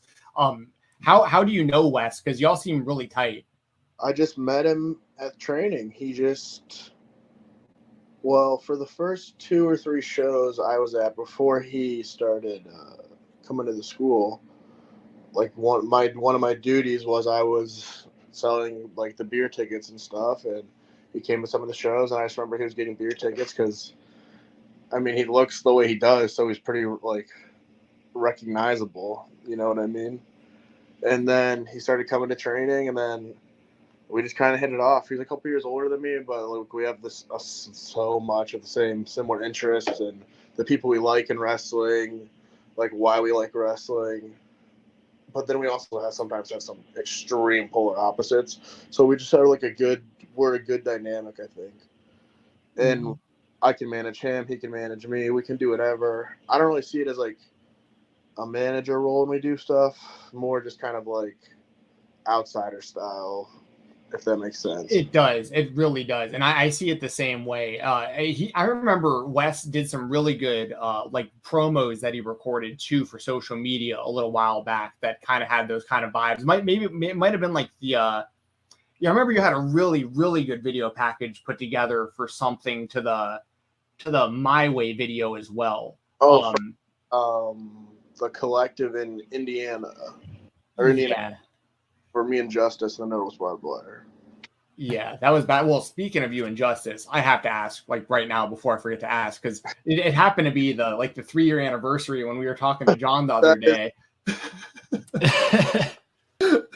It's funny though, because probably every day for the last 3 years, Justice and I have gotten tagged in it by someone, or they've tweeted it at us, or like retweeted or liked a tweet that has it in it. So to us, like we see it every day almost. So it's not that big of a deal. But then like one day, like a bunch of people, like more than the normal, were tagging us and stuff. And I was like, oh, I guess. And I texted them. I said, oh, guess happy anniversary today, huh? That's wild. Jeremy, you were at the show recently. Yeah. I want to hear your thoughts on because you got to see Josh live. Was that one of the first times you've seen him live? That was the first time I've seen him live. So I was at Gauntlet for the Gold the other weekend, and yeah, the first time I've seen him live. And the first thing that jumped off the page to me watching you live was like the presence that you have and the control, like the way you control the audience that you have. And I hope this does not offend. And I'm sure she was just comparing with the hair, but my fiance is like, big Sid vibes from you. And I'm a huge fan of Sid. Like how many times have you heard that? Because you're immediately laughing and popping for it. Every show I've done for probably since I dyed my hair blonde. Which wasn't even like a Sid thing. It was just I knew I was going to be doing more matches where I could gig and stuff. So I wanted to get that Ric Flair going, where you're just right. That Ric Flair style. And then I just so happened that that's when I was like getting bigger and not looking like such a teenager anymore. So also it just happened to like line up that people started making the connection. And I mean, I do a lot of the similar moves and stuff, so I can see where it comes from, but that's cool. Like it's better than being compared to like some jabroni.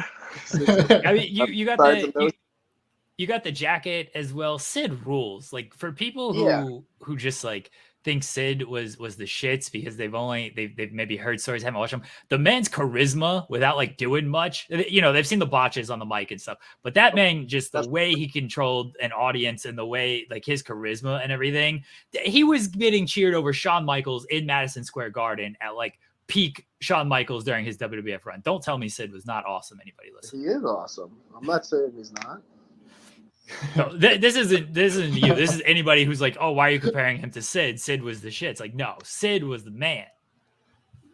Yeah, that's hilarious. Josh, how long have you been doing this now? Like pro wrestling? Because I remember I interviewed you when you were probably like just a few matches in doing stuff out of the Basement East. So in 2017, when I had my first match, like May 27th, I think was the because it's almost like back-to-back anniversaries of Old Balcony and then first match and stuff. That's wild. And for you, has time flown by, or has it been like a long 4 years? Flown by. Flown by. From the pandemic, that felt like it was 15 years, but everything else, I could not believe that, because it was actually so funny. I found this picture from my debut match when I was like looking through what some like tag photos I had, because on Facebook it says like your memories or whatever, and then one of them was a picture of me, Britt, and Adam Cole, like them talking to me after my match and giving me some advice like that someone took. And it was funny that it was almost like 5 years on the date from the day I had my debut match till we were tagging up at the Tadmore Shrine. And it was just funny because even when we were in the ring, we were talking about it. Like, remember when like so many years ago when this was happening or this was happening? Wow, time flies by. Well, we're just like on the apron just talking about dumb things. It was funny. I was going to ask about teaming with Britt, because that was a big surprise at the show last week, and you guys got to team with her and picked up the win. What was it like teaming with Britt, and like, has she shared any advice now that she is, big time television star, backstage when you guys were talking? Oh, it was awesome. Britt couldn't have been cooler. She is the one, the man, or the woman. She's awesome. Britt's always been cool to me. I've always appreciated like how awesome she was to me from when I first started training to even come back and team with us. She didn't have to do that. If you listen to the AEW podcast, Dawn talks about how she did it for free. She gave all of us in the match extra money out of her pay from her meet and greet, and then gave the rest of it back to the company. She's awesome. She's a great person, and it was awesome that she came back, because obviously people thought the fake out was going to be a 6-man with us versus Cardona and PME, and then for that Britt pop, like as I knew was happening, I like kind of had to turn my head, because I was like, this is so awesome. No one's going to happen besides the 4 of us, or the 7 of us in the ring right now, and the people in the back. And then when her music hit, it was electric. It was unreal. That was awesome. It was awesome to be a part of that.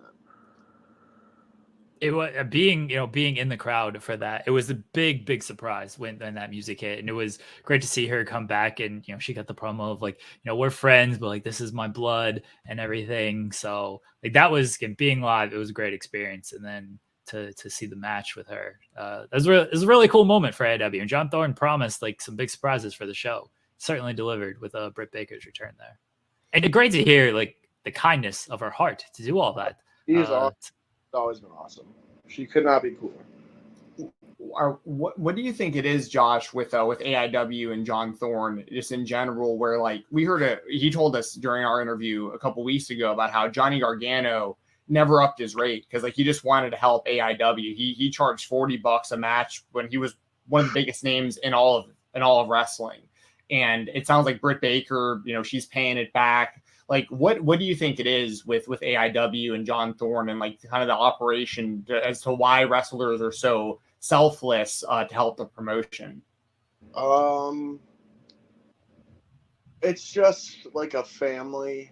It seriously is like a family in the locker room almost, because if there is someone that's like a toxic person in the locker room, or they're trying to cause like trouble or politic or stir, like any of the bullshit that you hear about that happens in wrestling locker rooms, like they're out. And like Thorne just doesn't bring them back, or Thorne and Biggins wouldn't bring them back. And so it was always just the cool, like the locker rooms are cool. Like it's just cool to hang out in. Everyone's cool with everybody. There's no issues. Even when a new person comes in, everyone's just cool. Like there's nothing like, I've been in like a lot of locker rooms all over for like for every company, and like even bigger name independents. And there's nothing like an AEW locker room, because after the show you're all going to hang out, and it's almost like you're all going to get food if you can together, and like everyone's hanging out at the after party, whatever bar it is, if it's Mack's or now if it's at dive bar, and no matter where it's at, it's everyone just here to hang out and have a good time. No drama, nothing. It's awesome. I love it. You're I was going to say, you mentioned some other companies that you've been working with, and one of the companies I just wanted to bring up real quick before I forgot to ask, what's the experience been like in JCW for you? Because they're making you out to be an absolute killer in that company, and I really want to see more of you doing that, and I want to see more of you in like GCW and stuff too. Like, do you think that there's more of that coming soon? Yes. It's just haven't been able to, like, dates haven't lined up. That's really it. The only issue there, but definitely we'll be back there soon. It's been awesome because, like, for instance, you brought up the Sid comparison. That's exactly what Lauderdale said. He said, I want you to do Sid. That's cool with me. I love it. I love growing up. I loved like big guys, like, and I love squash matches. So I love it. And I love that it's creative. Like, I try to do them creatively enough in a way where it's not just, obviously an independent wrestling crowd does not want to see a squash match. Like, they want a competitive match. So I try to make them interesting and unique enough to where it'll keep your attention the entire time, and it's not just like a 30-second done and over, like this guy come out and hits his move. Like, I try to do wild things, like stack weapons in crazy ways, and like keep it interesting. And now it's cool that when I come out, the crowd just chants fresh meat, or they know it's going to be bad for whoever's in the ring, and it's just fun. Those are just really fun. It's creative, and I appreciate everyone that has ever been in there with me during that time, because I am full-blown Stiffy McGee, just crushing people. I mean, on the creativity, the finish to the Gauntlet for the Gold was you hitting a razor's edge on guy over the top rope through a table. So I think that a lot of times Royal Rumble finishes are kind of flat. Yeah. And so I just had this idea. Knew Derek's a little crazy. So I just had this idea that if there's a wood table out there, I'm going to awesome bomb you over the top through the table, and we're not going to tell anybody about it, and we'll just deal with it later. It'd be a super hot finish, and no one could really be mad. And so when I came out on my entrance, on my way after the Britt match, I kind of pulled it to where I wanted it. And then when I came out of my entrance for the Gauntlet, I pulled it a little more to the like how I like it. When I'm going to do an awesome bomb to the floor. So I could make sure I took care of them the best, because I knew nobody would move it because nobody knew what was going on. Right. And it was just, all right, here we go. What's going to happen? See ya. So that seems to be a little bit of a theme with the don't ask for permission, ask for forgiveness. Because John Thorne was telling us about the balcony spot with Justice as well, how that was the same situation. So mad. He was so mad. Did he mention anything about the bomb over onto the table? Was he like, what are you doing? No, we didn't talk about it. Hopefully not too bad. I don't know. We haven't good talk since then. So I remember, like, so when that happened, you guys like did the double T's on the apron and everything, and yet you picked him up, and I could see you were angling for something, but there was nobody on the outside to catch. And so I'm up on the bleachers, so I can't see like the table on the other side. So like watching it live again, just the other thing was like, wow, holy shit, this happened. Because I could see you were about to like toss him over the top rope. I was like, this is insane if he's just going to land on the floor because there's no one to catch him and the table. And I saw afterwards, like you were hanging out with after the show, and I heard someone ask you like, where did he go? Like where did you hit it? And you had to tell somebody like, oh, it was a table over there. Everything's good. Well, we did also. Luckily, Derek is nuts because we did agree. Hey, there might not be a table. Oh, Oh no. Hope there's a table. So he was willing to just take that, like, all right, sure, just toss me to the floor. Yeah, he's table nuts. or no table. Yeah, he's nuts. I think that is crazy. Oh man. So one match I want to shout out real quick. It was a long time ago, but it's a match that's always stuck out to me as like one of my favorites because it, technically speaking, it wasn't like the best technical wrestling match I've ever seen, but it was one of just the most brutally hard hitting, just authentic matches I've seen in person. Was you versus Manders in the Basement East. This was a while back, but y'all just beat the hell out of each other. Do you remember that match? That's the kind of stuff that you like? If it isn't going to be like a squash match, do you like having that kind of match? I definitely like it when I get in there with like a bigger guy and just kind of throw down. Like I don't mind it. Like I tell him, hey, you're gonna know I'm there. Make sure you hit me back because I think that it makes for a better match if you're just kind of beating the shit out of each other. So I don't mind it if someone's hitting me as long as they're not like crushing me with punches in the face or anything. But I mean, I don't mind if you're roughing me up a little bit. I don't care. I mean, has that happened to you at all? Like, has anybody like really went after you? Because I feel like it'd be kind of a bad idea considering like your size and strength and stuff to really go at you. Not in like a way where it's in a negative way, but in like a teaching moment of like teaching you how to like fight back and defend yourself, kind of. Yes, but like it was just so. But it like is a teaching moment of like, okay, I need to learn to fight back and not just get my ass whooped by this crowd. Like if it's just gonna for real be, you just stand up for myself, even if it's just like. And then as soon as you do that, it just ends it. Some other questions I had for you. It's kind of all over the place, but I've been following you for a while, so like I'm just kind of thinking everything kind of all at once. And you've gotten to spend time recently in the ring with guys like Matt Cardona and Brian Myers, and I know Cardona just announced that I think he's getting bicep surgery? Yeah, he torn bicep. Yeah. So what's it been like being in the ring with those guys who are like such worldwide superstars that I'm sure you can learn a lot from, and then also.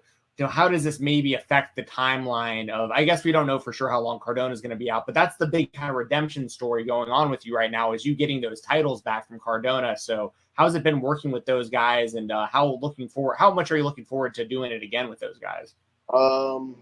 First of all, I did not know about the Cardona surgery thing, so that kind of sucks. I hope it's not as bad as maybe they say, and hopefully he gets well soon, because he's a big heel, but he is also kind of the man.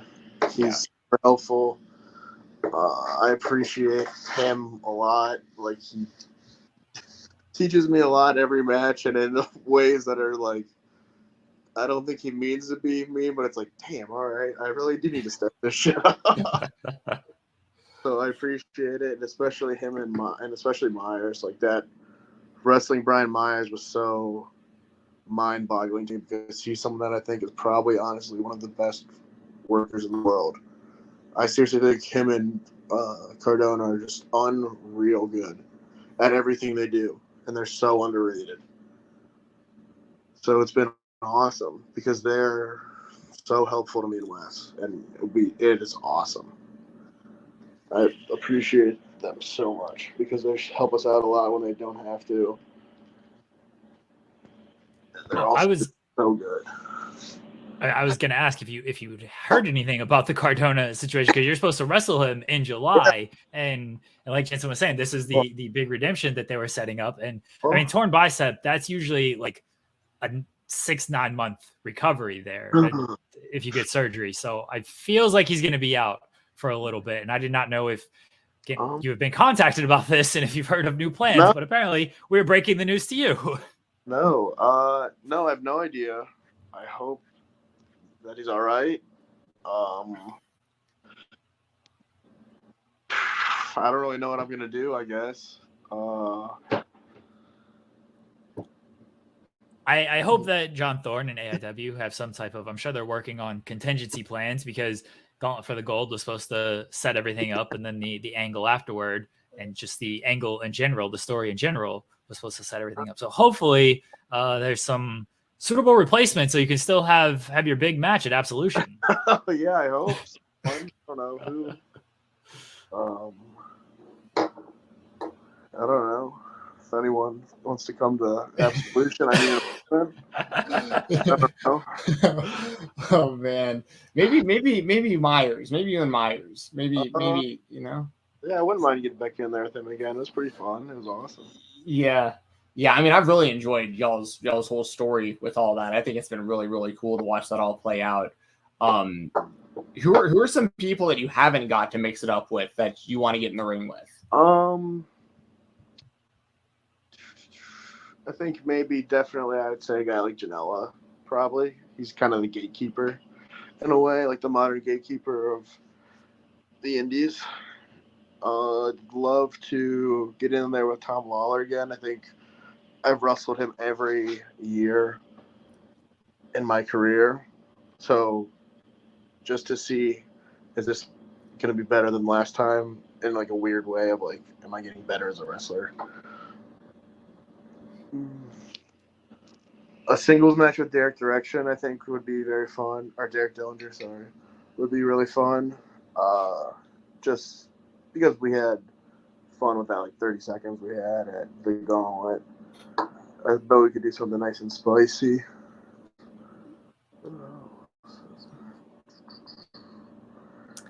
Any tag matches with you and Wes that you'd like to, any guys you'd like to work? Yeah. Our number one is probably will never happen, but it's Kingston and Homicide. That's our number one. Okay. Roll. I like that a lot. Rock and Roll Express, even though I like their farewell tour, I would love if we could work that in some way. Just because yeah, that'd be sick.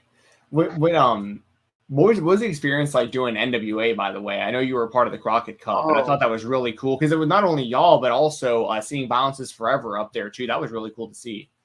Yeah, it was awesome, actually. It was a really good... I had a lot of fun. It was a great experience, I thought. They just let us do whatever we want, really, and kind of just go crazy and try to make the most of it. And it was fun. Everyone in the back was super cool. They went out of their way to talk to us and help us out. Then like the vets that saw stuff. And it was kind of like shocking how cool everyone in the back was towards us because we were just pre-show guys and they're obviously big names in wrestling. It was awesome. Was that in the Nashville Fairgrounds? Yeah. Okay. Yeah. I love that venue. Love the Fairgrounds. That was the first time there. Yeah. Well, I got to see you in the Basement East quite a bit back in the day. Do you have any unfinished business with Alley Catch? You guys have both had quite a career trajectories since your old feud. I don't know. Times have changed for us both. Man, I don't know if I should ever even bring that up too, because like I'll be talking about you and I'll be like, I want to tell people about kind of the origin story, but I'm also like, I kind of love where you're at right now, and I feel like, yeah. So. That was a different universe, in the multiverse. It was. Hey, speaking of that, you mentioned Tom Lawler. I know he was like a mentor for you early on. I know you said you wrestle him like once a year, but is he someone you still stay in touch with fairly often? Oh, that is my boy. We we text each other all the time. A lot of it is just very dumb wrestling obscure clips that we find to each other and send, or obscure wrestlers that nobody would know about that we send to each other, and we just try and pop each other by then doing one of their moves in a match or something. Love it. Did you rib Tom Lawler on the door? What happened with the door at Gauntlet for the Gold with the teases and then no one used it? I have no idea. Oh, him and Kaplan were built into this door spot, and then the door never got used in this match. And thankfully you saved things with the bomb over the table, but very disappointing that door never got used in that match. with Kaplan. So next time you fight Tom Lawler, please somebody go through a door. Put him through a door. I have definitely pulled some ribs on him, but I was not a part of a door rib. Can we hear about okay, yeah, now we got it. I mean, yeah. Ribs can be told on. Now we got to know about these ribs you pulled on Tom Lawler. No. Have you ever done anything with his entrance gear? He's very known for his entrances and stuff. Have you ever made him like do any like, hey, do this entrance just to pop me type of thing? At Black Label one time, somehow he got me. This is why Tom Lawler is the ultimate guy. I was just even more of a nobody than I am now. It's like I only had a few matches. I had like maybe 2 matches at Sup and like 4 AEW matches, and he was just like got me this spot to come out with him at his Black Label Pro as like his manager and almost his like heavy, even though I was so much smaller than him. And he would just do silly entrances every time. And one time we did Dominatrix Nuns that we Right. we made these costumes at like a Party City. That's so funny. Oh my gosh. That was a long time ago already, wasn't it? That was back in like 2017 also. Yeah. Oh my god. When he wrestled Nick Gage, and I always remember that as just so funny to me. Like, this dude is the ultimate. I will do whatever that I think is funny kind of guy. When he was doing that stuff in the UFC, it was so great, and it's like, yeah, this guy, he just thinks about this stuff differently. He's an entertainer, and so it's been great watching him succeed this much in wrestling. He's awesome. He is so cool. It's been awesome seeing his trajectory in pro wrestling because like Dana White hated him. Like he didn't make any secret about that. Like he didn't like the entrances and like the gear he would wear, and he got so screwed over. Like that whole suspension he had to deal with the UFC, and then they just like cut him. And he, for people who don't know, he pretty much failed for like the same thing John Jones just like is allowed to fight with. Like no one even cares. And Tom Lawler like wound up just getting totally screwed by the commissions and the company, but he rebounded so tremendously in the world of pro wrestling. So like I think it's just awesome that he's had this whole kind of second life in wrestling after. And he does MMA every now and then still, but like I don't know if he's retired now, but I know he had a fight fairly recently. I think he's retired, he said, but you never know, I guess. I don't know. Yeah, it's kind of like pro wrestling, like yeah, he last fought in June of last year, so it's been a while. It's been about a year. PFL? Yeah, it was PFL. Yeah. He's still a super high level fighter. But yeah, I just think it's been really cool seeing what he's done in pro wrestling because I feel like he's still kind of almost flies under the radar too. Like I feel like he has the potential to be like a massive star in wrestling. I mean, he is for what he does, but like he's another guy that like. I'm kind of surprised we haven't seen him on like a bigger stage because he's just a charisma machine and he's great in the ring and he's super credible. He is he is the most charisma I've ever seen in my life because he comes out and he just now everything is he's swinging this like stupid denim strap thing he has. Yes, he was whipping Kaplan with it. Yeah, and he's like doing stuff like that, and I'm like, you are a legend because. This is like some dumb like some dumb kind of like comedy stuff. Like he always makes it work to be money, which I don't understand. Like he's the ultimate. Like he has that flip switch ability of like, I'm gonna come out and we're gonna have a good time, but then when the bell rings, let's rock. And even sometimes in the ring, I don't know if you guys watched him and Moxley, but he's calls him Dean like in the middle of a match, and it's just like the little things like that are so funny. And that's why I'm like, he is the man. I'm gonna get you out here on a non-wrestling question. How come Scotty Barnes won Rookie of the Year over Evan Mobley? What were these voters thinking? There's no love for Cleveland, I believe. There's no love. I thought Mobley had a great season, and Barnes he deserved it. He had a very good season as well. But Mobley was a game changer for Cleveland this year. And those Cavs, the East is about to start running through Cleveland again. East runs through Cleveland. Enjoy it, Boston. I was say Boston's still young. Boston's still young. I mean, Cleveland, maybe a couple years. We're getting when LeBron comes home. We need you. LeBron and bringing Bronny Jr. with him. Come home, King. Yes, pass the torch off to Bronny. Oh, that's some pro wrestling storyline right there. It would be. That would be amazing. Really would be.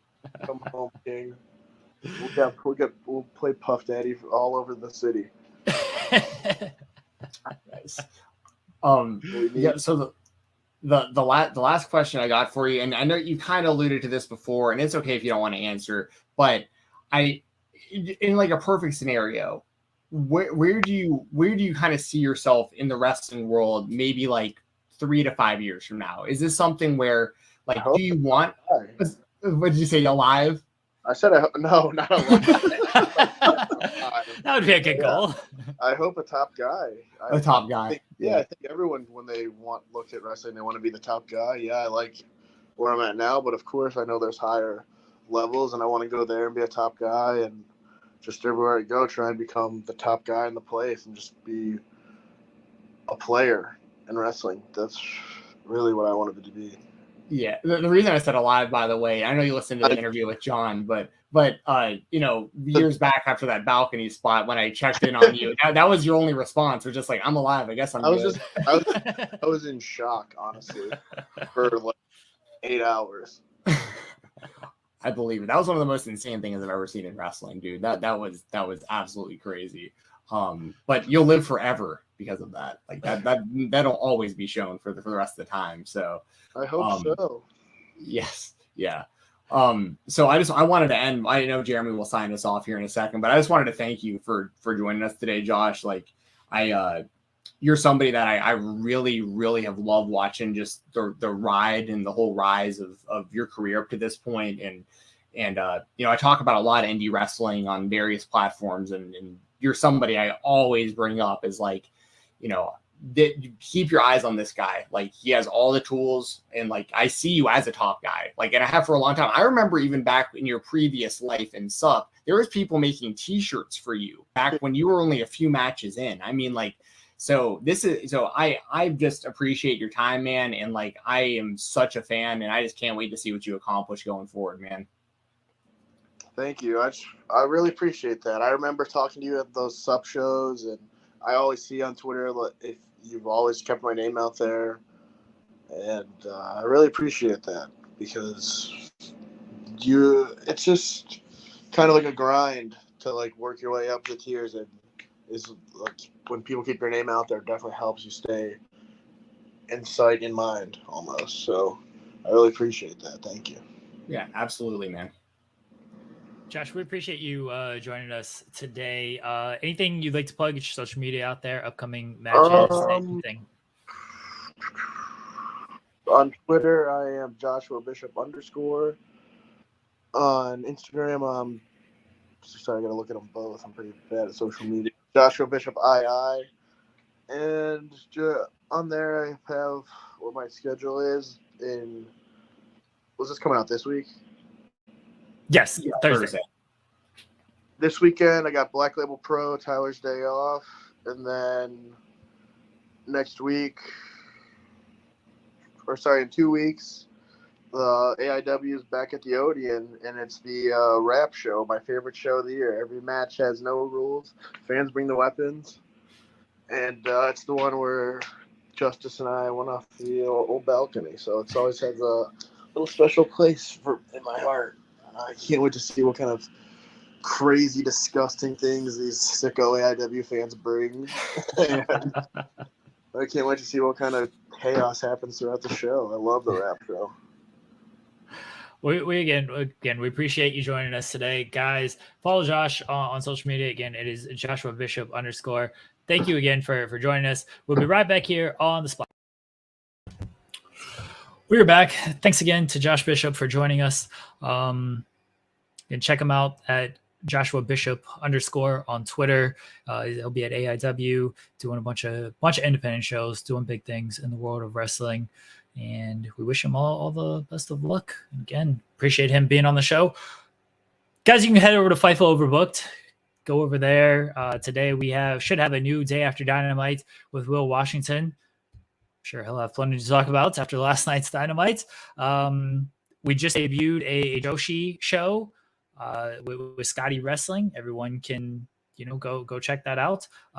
We did have a Humper chat, by the way. I want to make sure I read this. It says, Russ, hey guys, sorry to theorize, but I'm a Mark. I was thinking, what if the MJF angle is not just used to elevate him, but is also used as catalyst to an AEW civil war that effectively splits the AEW and ROH rosters? Feels like a bigger story. It could happen. I don't know. I think the AEW civil war thing, that's something that Joseph and I spoke about a while ago. Or what's the big angle? And we thought it might be Punk, Moxley, Bryan, against AEW type of thing. And maybe that's the direction they'd go in. Not sure. There's a lot of ways that the MJF angle could play out. And, we will let it play out how that happens. But I think that is one possibility, is that Punk does turn and he is I came in here, I beat all your top guys, I took your title. That's it. I own this company now. I run this company. And MJF is conquering babyface who still hates the company, but he needs to save AEW from CM Punk. Sort of like Hangman, but Hangman couldn't get the job done at Double or Nothing. Maybe that's one direction they go in with this. We shall see. Again, Day After Dynamite on Fightful Overbooked with Will Washington. That is at 4:00 today. Check that out.